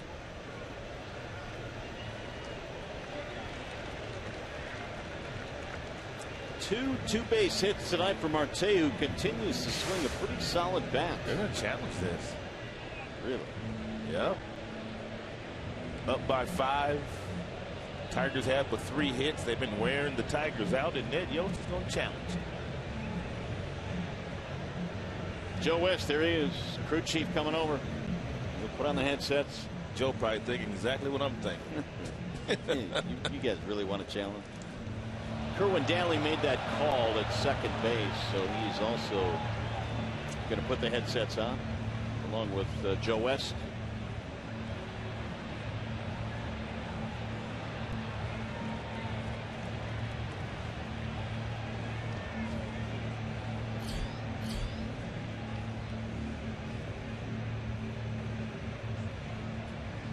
I guess what they're saying is that right foot of Marte's came off the bag and Zobrist held the tag on him the entire time.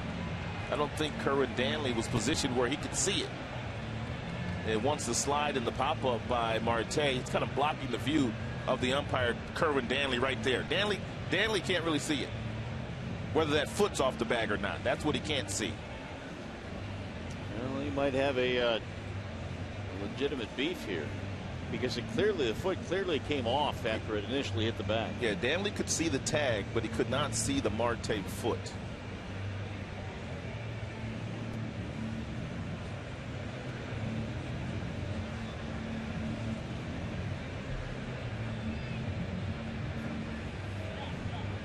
Well, right now it's a double for Jeffrey Marte. There's another look. Foot clearly hits the bag, but now it's going to come off there.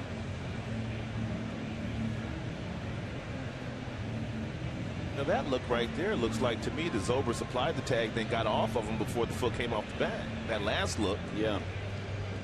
See there? Yep. Yeah. He comes on. If he keeps a tag on him, he might get a call here, but we'll see what they decide. Obviously, in New York, they're having a difficult time of deciding which way to make the call as well.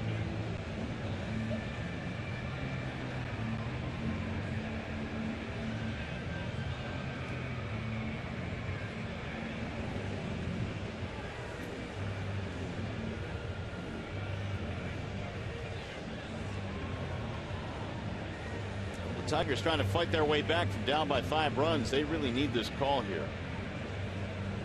They've not had too many chances to score runs in this game, despite all the walks that Ventura has had.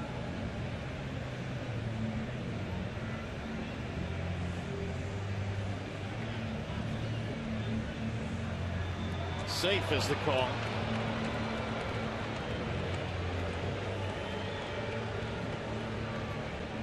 So it'll stay as a 2-base hit.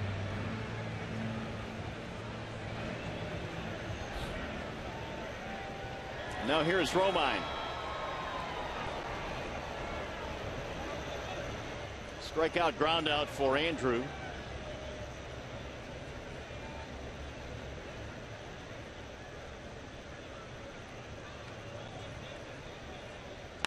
He drives one to left field. That's a base hit. They're going to stop Marte at third base, and that'll leave him at reversed in third now with nobody out.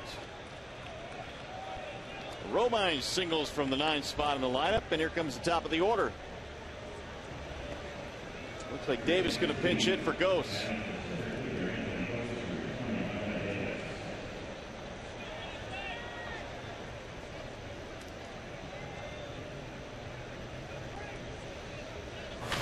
Ghost was 0 for 2 with a walk. He will give way to Rajai Davis.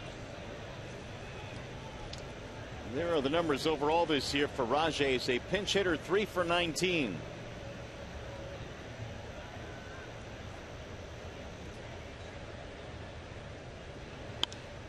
Fly ball in the air to center field, not deep. Catch is made. Runner tagging, coming home, and the throw will come into second base. So Marte scores. Tigers get on the board. It's now 5-1. And that is the first run of the series for Detroit. Sac fly RBI for Rajai Davis.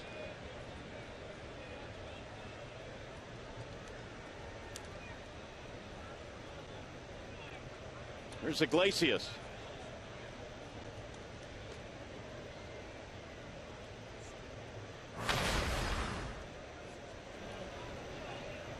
Jose is 0 for 3. Flied out deep to left his last time up. Ball 1.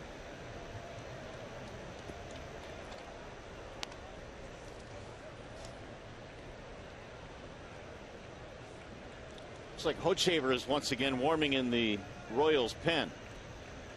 And Kansas City Royals have one of the best bullpens in the major leagues for the second consecutive season.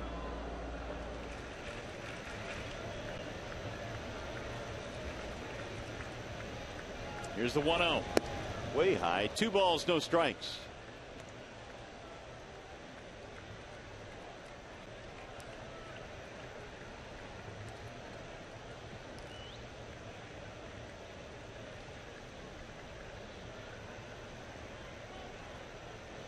Lacey is showing bunt, taking all the way. 2-1. Ventura went the first 6. Morales came in, gave up a double to Marte, a single to Romine, a sac fly to Rajai Davis. Here's some ranks on the Royals bullpen. Low. 3 balls, 1 strike.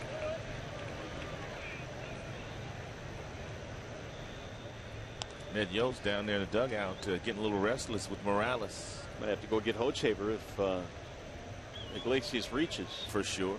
You got Kinsler waiting on deck.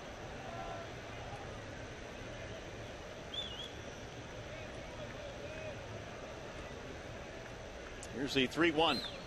Outside, walked him. 2 on now with 1 out, and that's going to be it for Morales, whose effort tonight gives the Tigers some hope.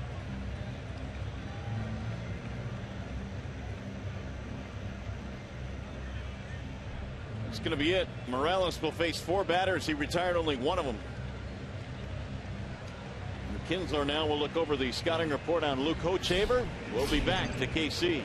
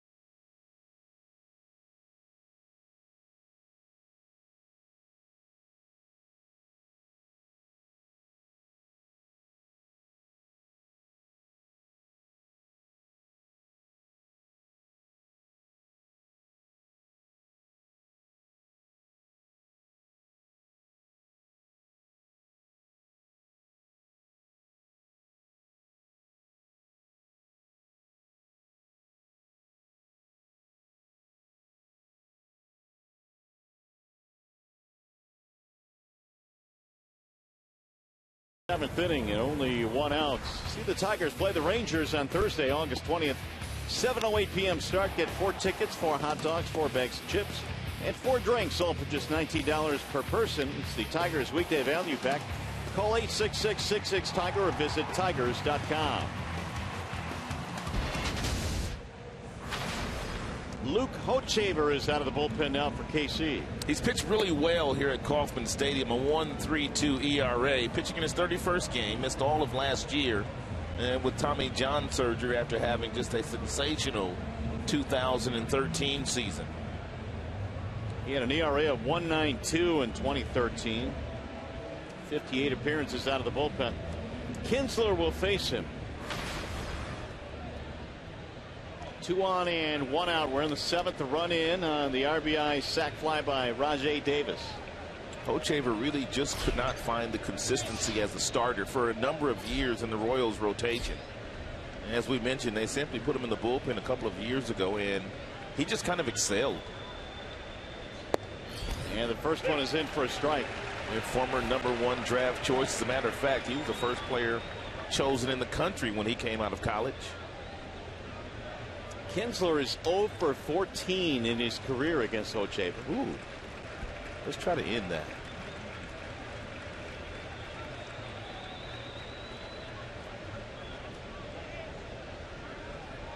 Runners go. The 0-1 is lifted in the air toward right center field. Hit pretty good. On the run. Making the catch. Orlando. Meanwhile, going back to tag up and moving to third is Romine. Great running play by Paulo Orlando.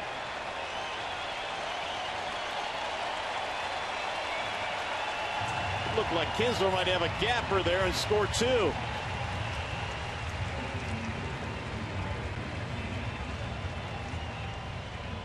Both Romine and Iglesias were on the move on the pitch, and Ian Kinsler jumped on a fastball, hit it in the right center field. Orlando, got a pretty good jump after it and was able to get there and make the catch. It's a nice job of base running by Romine because he was able to get back to second and then retouch the bag and then get over to third base anyway with 2 outs. But a nice play by Orlando. There's already been 4 really nice defensive plays in this game by Kansas City Royals defense. Now Victor Martinez with 2 outs.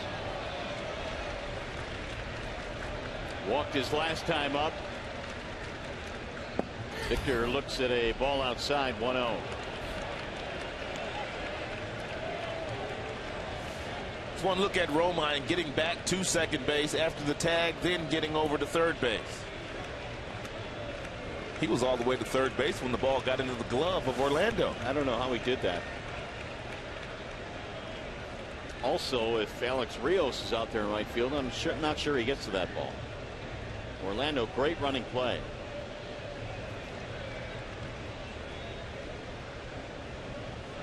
Now the 1-0. Popped him up. Man, oh man. Who wants it? Moustakas. That's going to end the inning. Tigers will settle for 1 run. 5-1 ball game coming up, the 7th inning stretch, brought to you by the Michigan Department of Health and Human Services.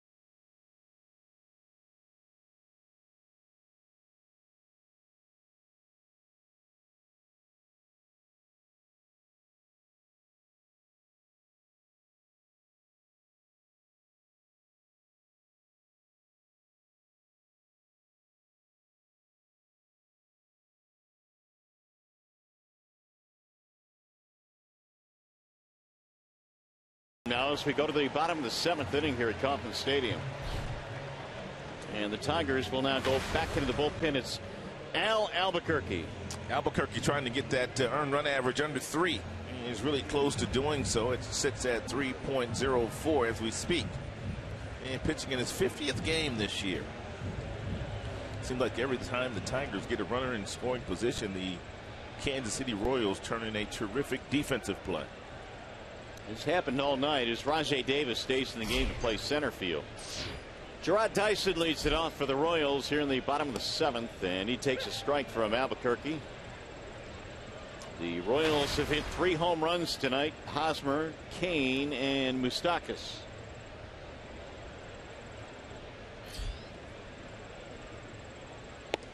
Ball up high, and the count now goes to 1-1. Dyson 0 for 2, couple of strikeouts in this game.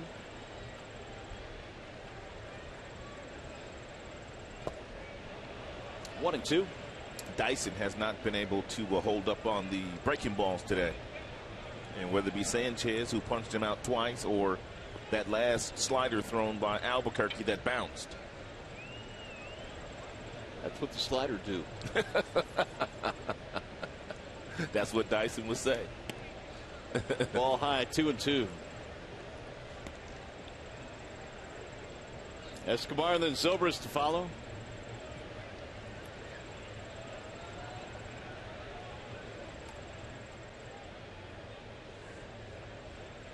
Here's the 2-2 to the backstop. 3 balls, 2 strikes. Tigers have one more here against KC tomorrow night, and then it's on to Houston. It's supposed to be really hot in Houston, but I guess it's pretty much par for the course this time of year. Over 100 degrees. Swing and a miss. Dyson strikes out for the 3rd time tonight. 1 gone. Yeah, but it's a bonus that we're indoors there. It's going to be 70 degrees every day there indoors. And we've always talked about Albuquerque and the fact that he is more comfortable throwing his slider when he's behind in the count.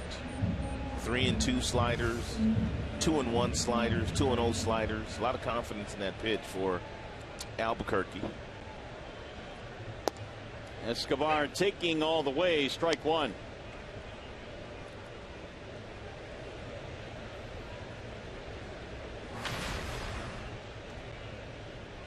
For 3 for Escobar. A couple of ground balls as Albuquerque misses outside.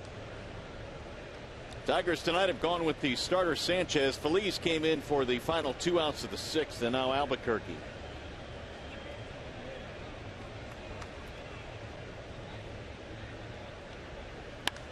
Ripped foul. Now that's a nice play right there by the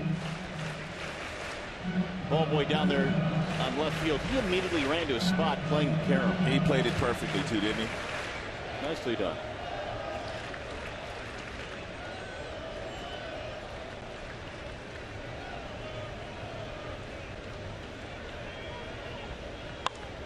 Soft line drive, foul. The other way this time. A much easier chance down the right field line. That fella down there doesn't have as much energy as the other guy. No. Check him out. Gets back there, plays it off to Karam. Replaying ball boys now. Yes, sir. Soft liner towards second on 1 hop. Kinsler throws out Escobar. 2 gone. I forget which game it was, but there was a young lady last night that was a ball girl down the left field line in one of the games, and there was a ball hit down that way, and she made a really nice play, jumping, and really ball was headed into the stands. Yeah, they played it everywhere. 2 gone now for Zobrist. Could be tricky down the lines, especially when you get some balls that are slicing. They go the other way. Zobrist lifts one in the air. Shallow left. Collins under it. Going to be a quick inning for Albuquerque. 1, 2, 3 they go. On our way to the 8th here in Kansas City.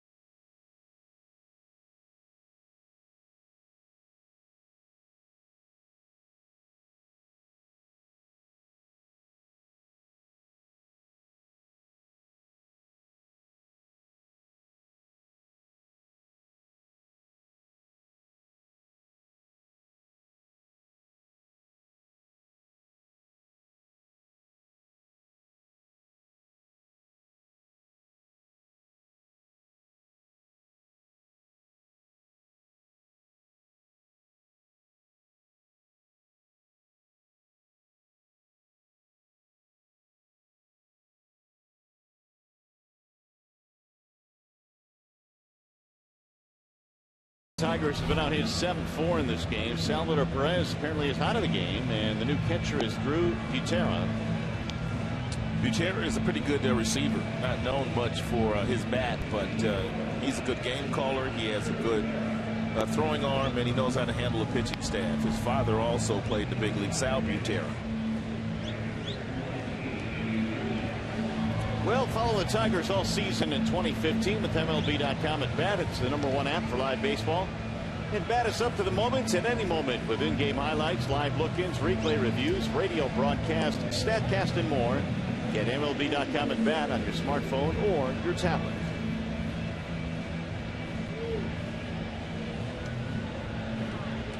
So the Tigers coming up now here in the 8th inning.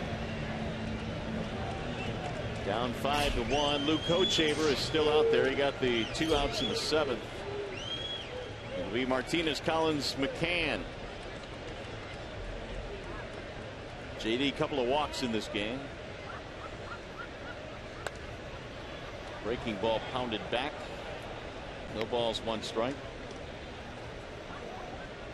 Or was it? Was that 90 miles an hour? It was 90, but it looked like it was a breaking ball or either a cutter.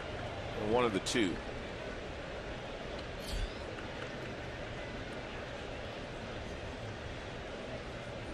Here's the 0-1. We'll get back into the seats. 0-2 on J.D. Martinez. Hochevar's 4-seam fastball and his sinker get up to 94 miles an hour. His cutter is a pitch that he throws at about 90 miles an hour. He also has a curveball. Curveball has not been a good pitch this year for Hochevar. They're hitting over 400 against his curveball this season. Whoa.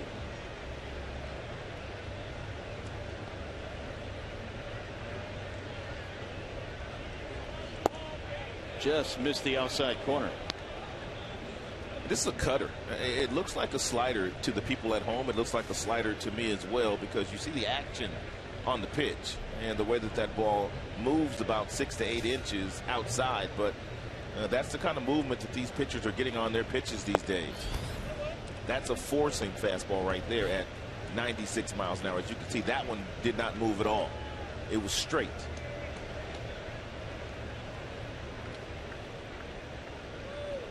Hochevar made 128 starts at the major league level, was exclusively out of the pen 2 years ago before last year's surgery.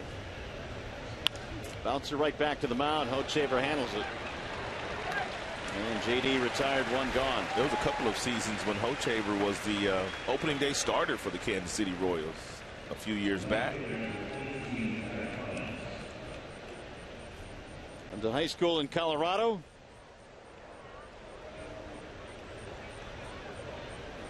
Comes from an athletic family too, doesn't he, if I remember correctly? Sister, dad, mom, everybody did something. Yeah, they were all athletes. His father Brian played professional basketball for the Denver Nuggets. His mother Carmen played college basketball. Yeah, good genes. Sister Brittany, a pro volleyball player. Tyler Collins with 1 out. Now that's an athletic family. Yeah, it is. Everybody's involved at a high level. Grounded foul, 0-2.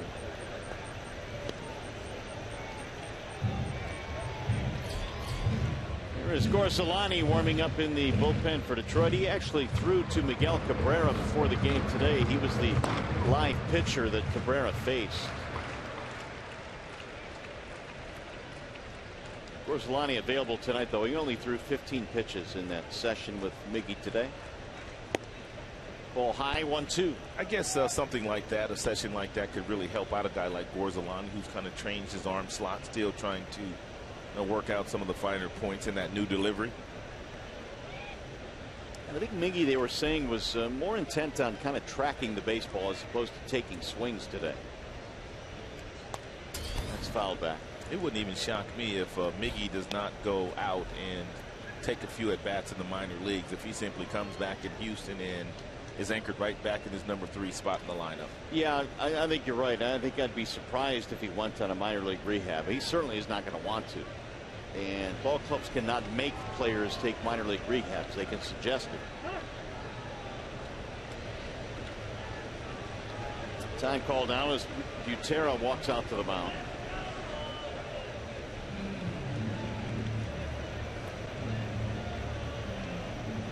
Royals got 2 in the first. They added 3 in the 6th. The Tigers got 1 in the 7th, but boy, they had a good opportunity. They had 2 on, 1 out. Kinsler drove one to the gap in right field, and Orlando ran it down. Otherwise, it would have scored 2 more.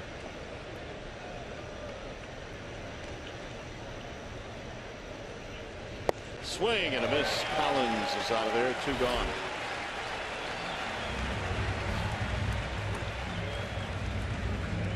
Well, we were talking about Miguel Cabrera earlier today. Got out in the field and took some batting practice. And not only that, but he did a little bit of running and down the first baseline. He also went from first to third. Not running full speed, but if you're Kevin Rand, what you're looking for is a limp in the running of Miguel Cabrera. And there was no noticeable limp at all.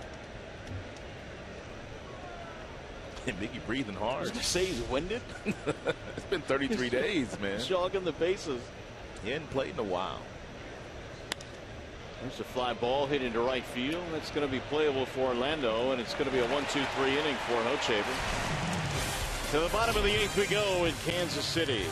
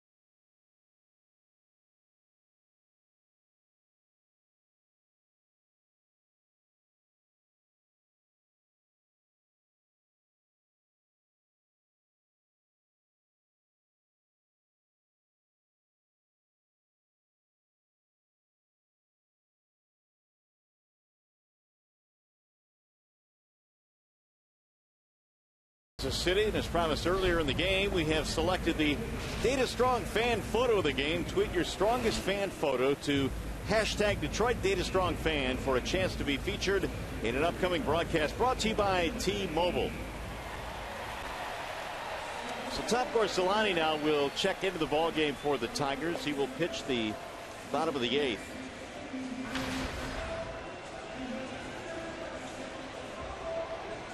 Gorsolani replacing Albuquerque, who had a 1-2-3 7th.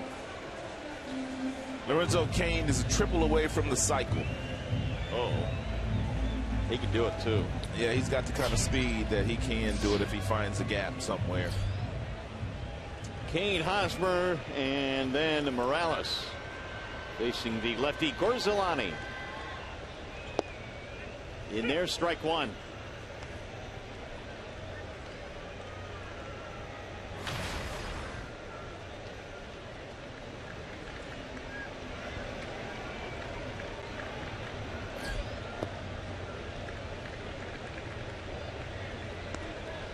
One ball, one strike.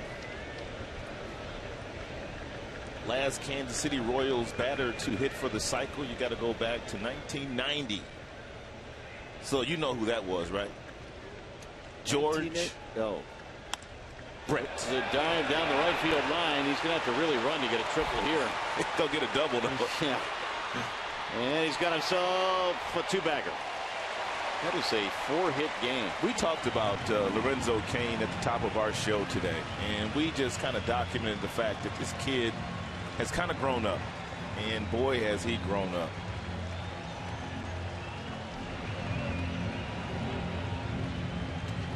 Let's take a look at the big boy, big play of the game. It happened back in the first inning with 2 outs and a runner on first base. It was a good fastball on the outside part of the plate thrown by Sanchez, but a better swing by Eric Hosmer, and he hits it into his team's bullpen.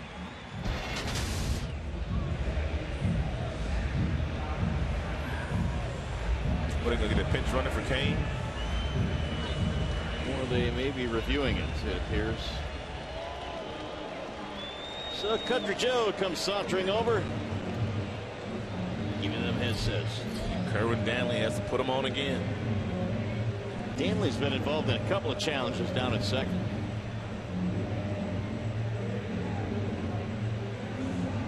It's a bad slide by Kane, though. I'm surprised he didn't hurt himself. Agreed. Let's see. It's a nice job by Iglesias. He keeps the tag on him. Looked like he didn't have anything on the base. No foot, no hand, no nothing, while Iglesias applied this tag right here. Watch the left hand. Let's see. The tag is on there now. Foot's off. He's out. Well, keeps tagging him. Another close play.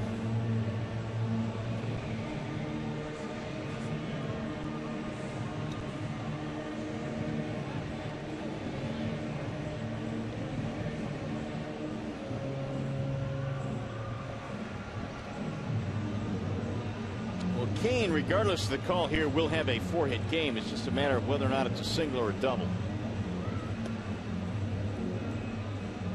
And another lengthy look here on this challenge.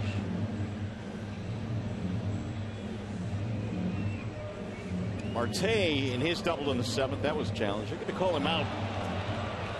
So it's a signal for Lorenzo Cain, 1 gone. It's a nice job by Iglesias. He just kept the glove on Cain, and you can see that no hand, no foot was on the bag when he was applying the tag to Lorenzo. We'll bring up Hosmer. I think in the past, where infielders maybe would have applied a swipe tag and that's it, that all has to change now with instant replay here. With all the challenges, you've got to keep that tag on, and I think teams probably have made a concerted effort to teach their infielders to do that. Yep, it's a great point. And that really paid off for Iglesias. Hosmer, 2-run shot in the 1st. Big rip there. 1 ball, 1 strike.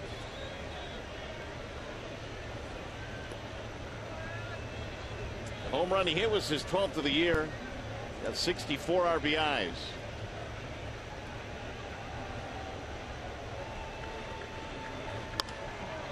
That's in the air toward left. Collins slipped a bit, but he's there. Oh, it's off his glove. And Hosmer goes to second. How about that? How about that?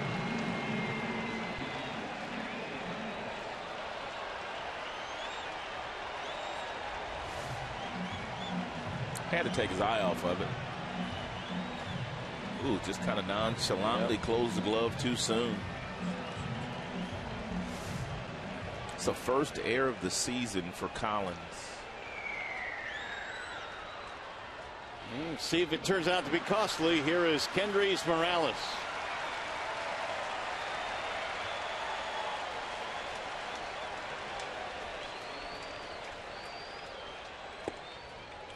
Ball 1. And Tigers play the shift on Morales. They have 3 members of their infield on the left side: Kinsler, Iglesias, and Romine. Marte is the lone member on the right side of the infield. Runner going to third. Here comes the throw. Not in time. These guys just keep coming after you, don't they? Hosmer swipes third. Yes, they do. It's his 5th steal of the year, and he now can score on a deep enough fly ball.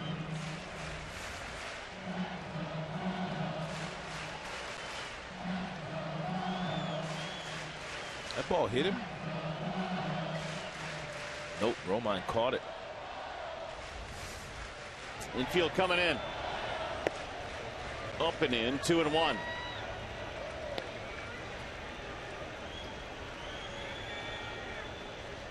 Well, Morales leads their team with 81 RBIs, trying to drive in another here from third with less than 2 outs. Swing and a miss. And the 81 RBIs for Morales already surpassed the total of Alex Gordon, who drove in, I believe, 66 last year. You mean Butler? Billy Butler? No, Gordon led their team. I believe it was. Oh, I see what you're saying. 74 okay. maybe. But he has more RBIs this year than any player they had on their team last year. Already. The 2-2 swing and a miss. Down he goes. So 2 outs. Calling all Michigan State University alumni, students, and fans. Get a Tigers hat in MSU colors and a ticket to see the Tigers play the Rangers August 21st at 7:08 p.m. when you buy a special ticket package exclusively at tigers.com/special events. Here is Moustakas. Thought you were referring to Butler, who last year was their DH. And Kenrys has given them much more production this year. Here's ball 1. Gordon, I guess, is on the comeback trail. They will be getting him back sometime soon. Yeah, he took some fly balls today. He also ran a little bit, took some batting practice.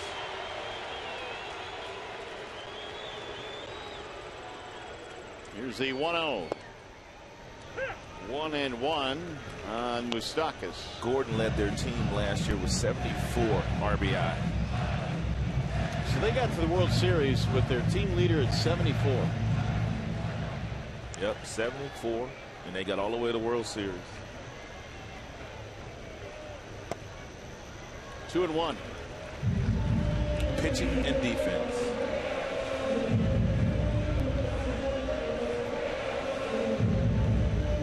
Hosmer at third. 2 outs, 5-1 KC. We're in the 8th.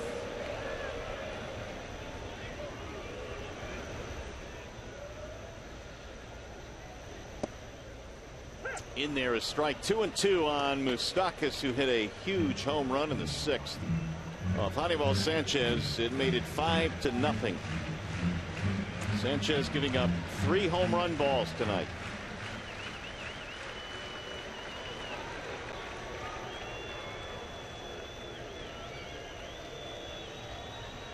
The 2-2. Drilled to right field, base hit. They'll get another run. 2-out RBI single for Mike Moustakas.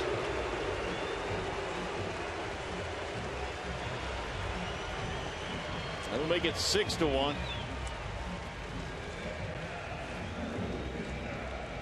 So after going 0 for 18, Moustakas has hits in each of his last 2 at-bats.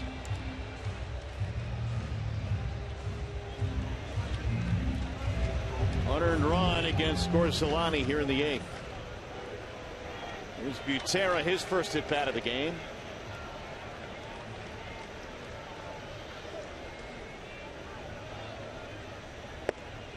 Ball 1.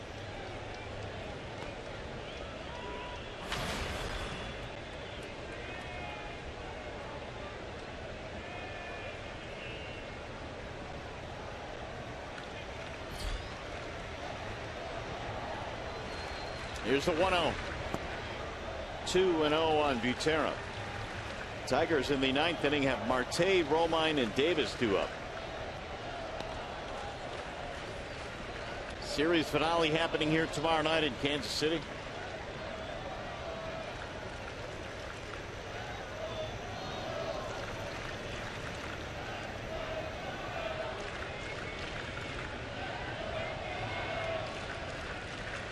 Here's the 2-0. That's in there. 2 balls, 1 strike.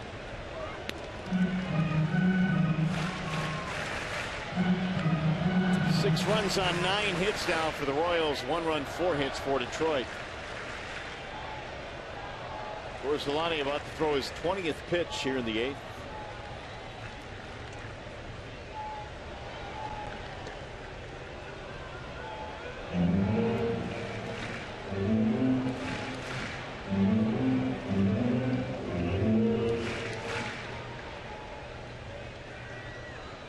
Alcantara came on defensively for Salvador Perez. Last half inning.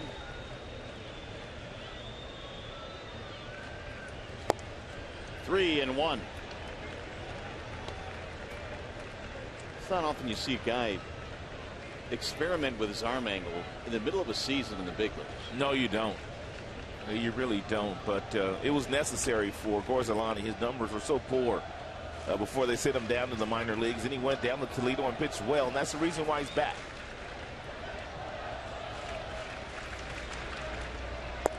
And he slings that one outside for ball four. They'll put two men on now. He needs to make an adjustment where he's releasing the baseball. Every last fastball that he has missed to the right-handers and to the left-handers pretty much has been up and into the lefties and up and away from the right-handers, which is an indication of him rushing a little bit in the delivery. He's already down to a low three-quarter arm slot, so you have to make sure that your body's gathered before you release the baseball so that you can at least throw the ball over the plate.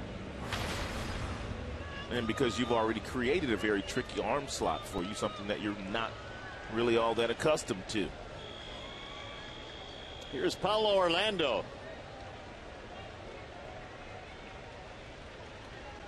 Swing and a miss, 0-1. Orlando a double in 3 at-bats.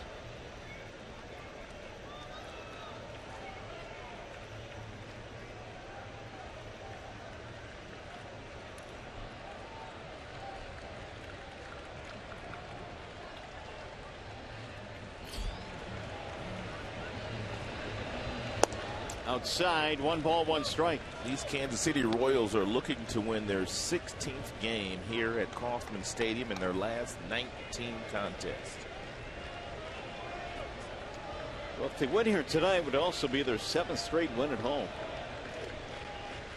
They haven't done that since 2003.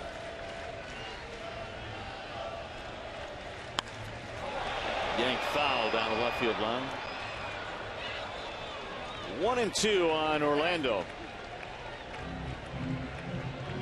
Orsolani had his contract purchased Sunday prior to the Sunday game against Boston. Tigers had outrighted him back on July the 8th. Same time, Jabba Chamberlain, they cut ties with him. Chamberlain then signed with the Blue Jays organization.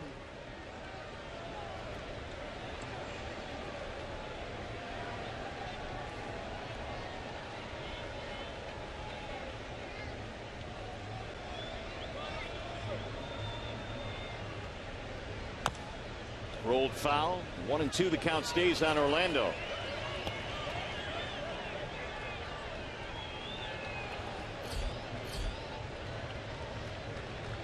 Not a good ratio through 25 pitches, 14 of them strikes. Tigers were counting heavily on the veteran duo Chamberlain and Gorzelani at the beginning of the year as the Tigers tried to shore up the pen. Gorzelani had really good numbers last year pitching out of the bullpen for the Milwaukee Brewers. Romine cuts that off. They'll get the force at second to retire the side. The Royals get another run, and we go to the 9th in Kansas City.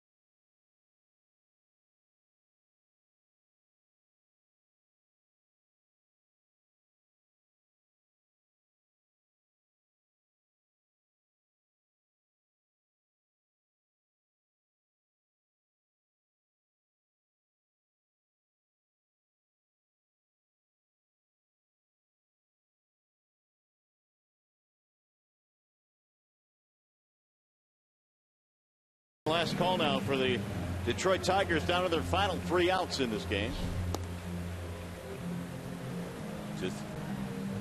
Here's our 1-800 call Sam call of the day. Jeffrey Marte, dice day today for him. He doubled earlier in the game. That was against Yordano Ventura off the left field gate. And his last time up, he got him a fastball off from Morales and turned on it, hit that ball down the left field corner. So a positive day for Jeffrey Marte.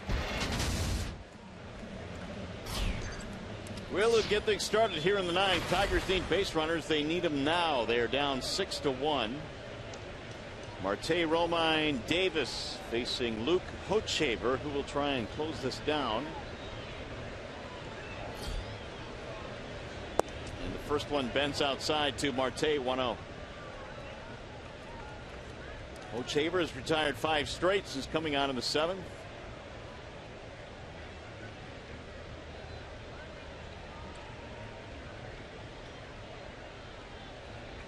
Swing and a miss.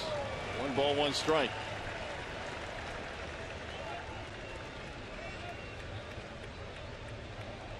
Tigers only run scoring in the 7th. Sac fly by Ghosts, or I take it back, Davis, who pinch hit for Ghosts.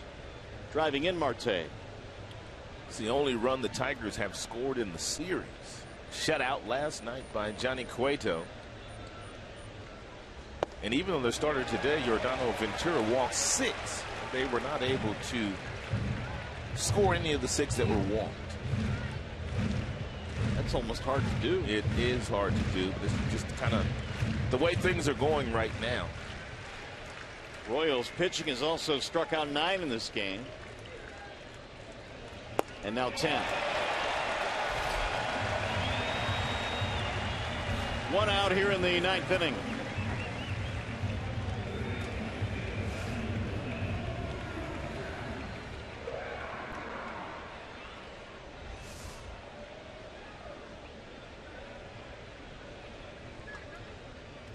Here is Romine.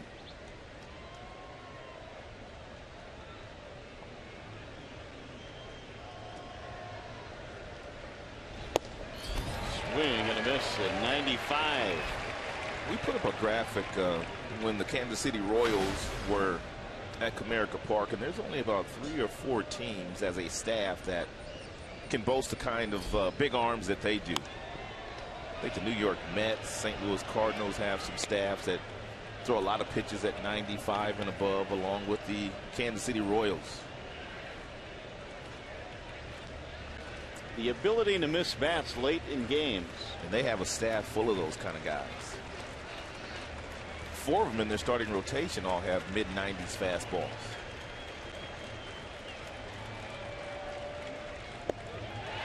Swing and a miss, and down goes Romine, 2 outs.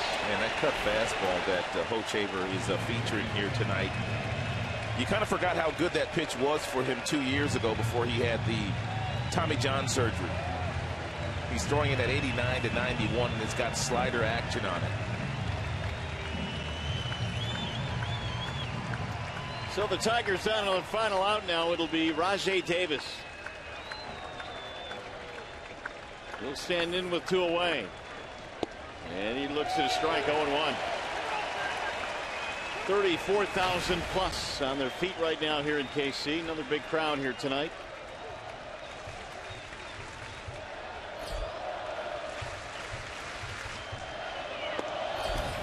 Ball high and away, 1-1. Royals are trying to go 24 over the 500 mark for the first time since 1989.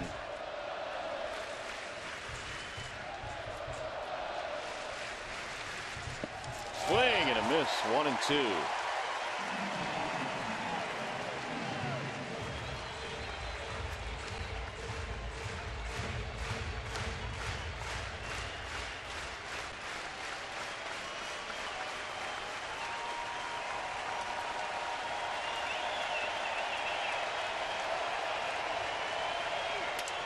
Shattered bat roll towards short. Escobar.